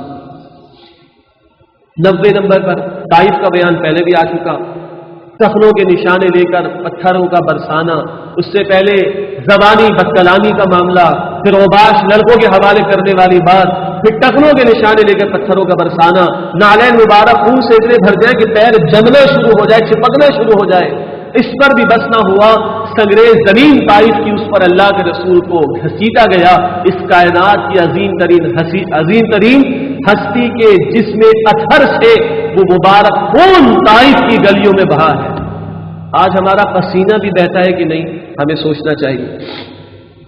91 نمبر پر بیت اللہ کو الوداع کہا اللہ کے رسول نے، روتی آنکھوں سے اللہ کے دین کی خاطر بیت اللہ کو الوداع کہا ہے، وہاں سے نکالا گیا رسول اکرم صلی اللہ علیہ وسلم کو۔ ہم کیا اپنے گھروں کا آرام بھی چھوڑنے کو تیار ہیں؟ اپنے گھروں کے تھوڑے آرام اور مزے بھی کم کرنے اور چھوڑنے کو تیار ہے دین کی جد و جہد کے لیے میدان عمل میں آنے کے لیے؟ وہاں تو اللہ کے رسول نے بیت اللہ کو چھوڑ دیا، ہجرت کر گئے مکہ مکرمہ سے مدینہ طیبہ کی طرف۔ پھر وہ قتال کا مرحلہ بھی ہے، مگر ادھر بھی اللہ کے ساتھ تعلق کی مضبوطی دیکھیے۔ بدر میں جو کچھ تھا لا کے ڈال دیا، مگر کس یقین کے ساتھ دعا، یہ پہلو بھی آ گیا کہ اپنی تیاری پر تمہارا فوکس نہ ہو، اسباب کی بجائے مسبب الاسباب پر تمہاری نگاہ ہونی چاہیے۔ اے اللہ یہ مٹھی بھر لوگ لا کے تیری خدمت میں نے ڈال دی، اگر آج تو نے ان کی مدد نہ فرمائی تو کل تیرے دین کا نام لیوا بھی کوئی نہیں ہوگا، تیری عبادت کرنے والا کوئی نہیں ہوگا۔ اس وثوق کے ساتھ پوری رات اللہ کے رسول نے دعا فرمائی ہے بدر کی رات، اور پھر اللہ کی مدد آئی، الحمدللہ آئی۔ فضائے بدر پیدا کر فرشتے تیری نصرت کو اتر سکتے ہیں گردوں سے قطار اندر قطار۔ وہ تعلق مع اللہ ہو، وہ ایمان کی آبیاری ہو، وہ ایمان کی کیفیت ہو، تو اللہ سبحانہ و تعالیٰ کی مدد آج بھی آ سکتی ہے۔ احد کا میدان طائف کی گلیوں کی طرح، 93 نمبر کی بات، احد کا میدان بھی لہو لہان ہوا، جس میں اطہر سے خون کا فوارہ جاری ہوا، دندان مبارک شہید ہو گئے، خون کی کڑیاں رخسار مبارک میں داخل ہو گئی، نکالا گیا تو خون وہاں سے بہ گیا، بے ہوش ہو کر گرے۔ طائف بھی لہو لہان ہوا آپ کے خون مبارک سے، احد کی گلیاں بھی، احد کا میدان بھی لہو لہان ہوا آپ کے خون اطہر سے۔ کیا ہمارا خون زیادہ قیمتی ہے؟ ہماری جان زیادہ قیمتی؟ ہمارا گھر زیادہ قیمتی؟ ہمارا مال زیادہ قیمتی؟ ہماری زندگی زیادہ قیمتی؟ ہمارا مقصد زندگی ان سے زیادہ قیمتی؟ کوئی نسبت تو ہو، یہاں تو یہ کچھ بیت گیا ہے۔ 94 نمبر احزاب کا موقع، بھوک سے صحابہ کرام بھی یا تھکاوٹ سے صحابہ کرام بھی دو چار اپنی قبر کو مضبوط رکھنے کے لیے پتھر باندھے۔ ایک صحابی آتے دکھاتے یا رسول اللہ میں نے پتھر باندھا، آپ نے ہٹایا قمیص کا، میں نے 2 باندھے ہوئے، میں تم سے پیچھے نہیں، تمہارے ساتھ ساتھ۔ اور اسی ضمن میں 95 نمبر پر بات، خندق کی کھدائی میں خود اللہ کے رسول بھی شریک، کسی سے پیچھے نہیں، خود کدالے چلا رہے ہیں۔ بلکہ وہ چٹانیں آئی کہ صحابہ نے کہا یا رسول اللہ ہم سے نہیں ہو سکتا، اللہ کے رسول نے کدال چلائی اور پھر بشارتیں بھی دی، یمن کی، شام کی، ایران کی فتوحات کی، مگر بنس سے نفیس جد و جہد میں شریک ہیں۔ اور 95 نمبر کے بعد اب وہ آیت دوبارہ دہرائی، یہاں بھی سورہ احزاب کی آیت 21 لقد کان لکم فی رسول اللہ اسوۃ حسنہ، یقیناً تمہارے لیے رسول اللہ صلی اللہ علیہ وسلم کی زندگی میں بہترین نمونہ موجود ہے۔ یہ جو غزوہ احزاب کا بیان سورہ احزاب میں آتا ہے، رکوع نمبر 2 اور 3 اس کے بالکل درمیان میں آیت آتی ہے کہ دیکھو اللہ کے رسول کہاں ہیں، ان کے شب و روز کہاں لگ رہے ہیں، ان کی محنتیں کہاں لگ رہی ہیں، تب کہا کہ تمہارے لیے رسول اللہ صلی اللہ علیہ وسلم کی زندگی میں بہترین نمونہ موجود ہے۔ آخری عنوان اور 5 باتیں ہمارے پاس ہیں، قرآن حکیم سے چند جھلکی۔ اگر اما عائشہ نے کہا کہ آپ کے اخلاق قرآن ہے تو ہم یہ کہتے ہیں کہ آپ کی سیرت وہ قرآن میں نظر آئے گی، یہ لازم و ملزوم کی حیثیت میں۔ اس تناظر ہم یہ سمجھ لیں وہ 23 برس کا رخ کیا تھا اس اسوہ حسنہ، وہ 23 برس میں کیا باتیں پیش نظر تھیں اس اسوہ حسنہ میں، جس کے لیے شب و روز محنت فرمائی رسالت مآب صلی اللہ علیہ وسلم نے۔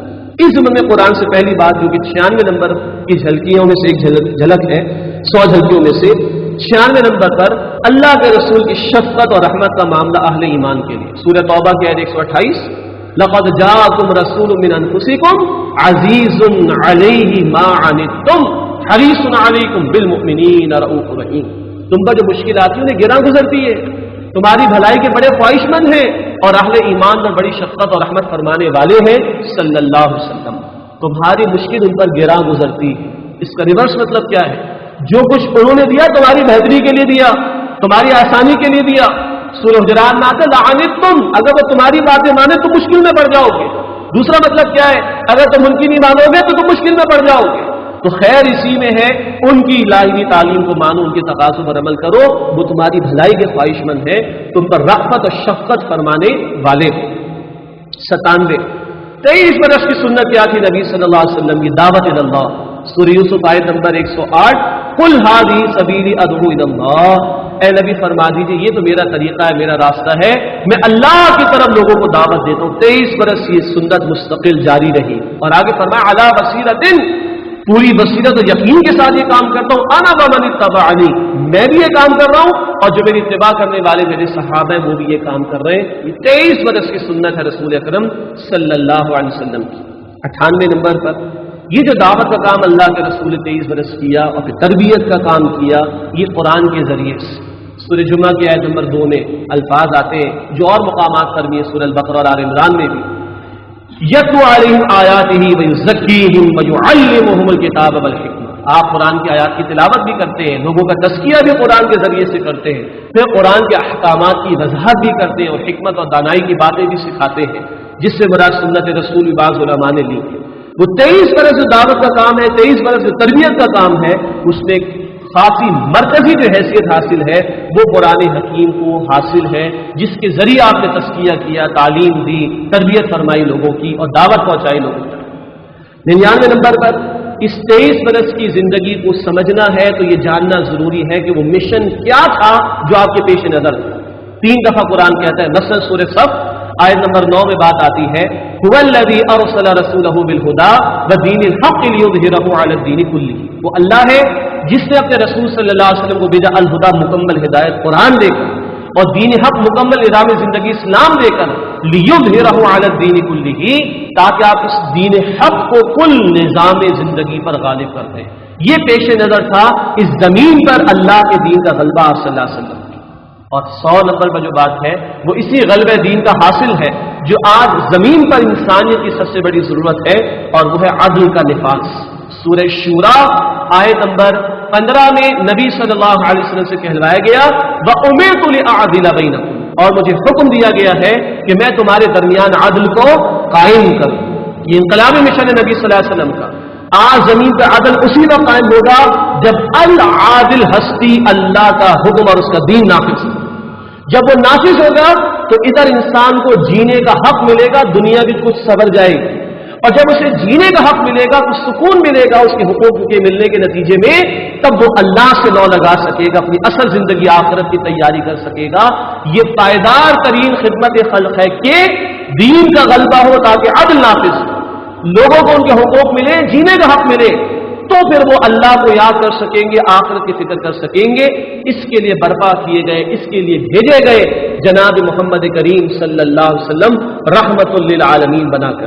اللہم صلی وسلم علی نبینا محمد۔ اللہ اپنے حبیب صلی اللہ علیہ وسلم کی ان تعلیمات کو ہمیں یاد رکھنے کی، دل و جان سے ماننے کی اور ان کے تقاضوں پر عمل کرنے کی توفیق دے، تاکہ کل ہم ان کی شفاعت کے مستحق بن سکیں۔ وآخر دعوانا ان الحمد للہ رب العالمین۔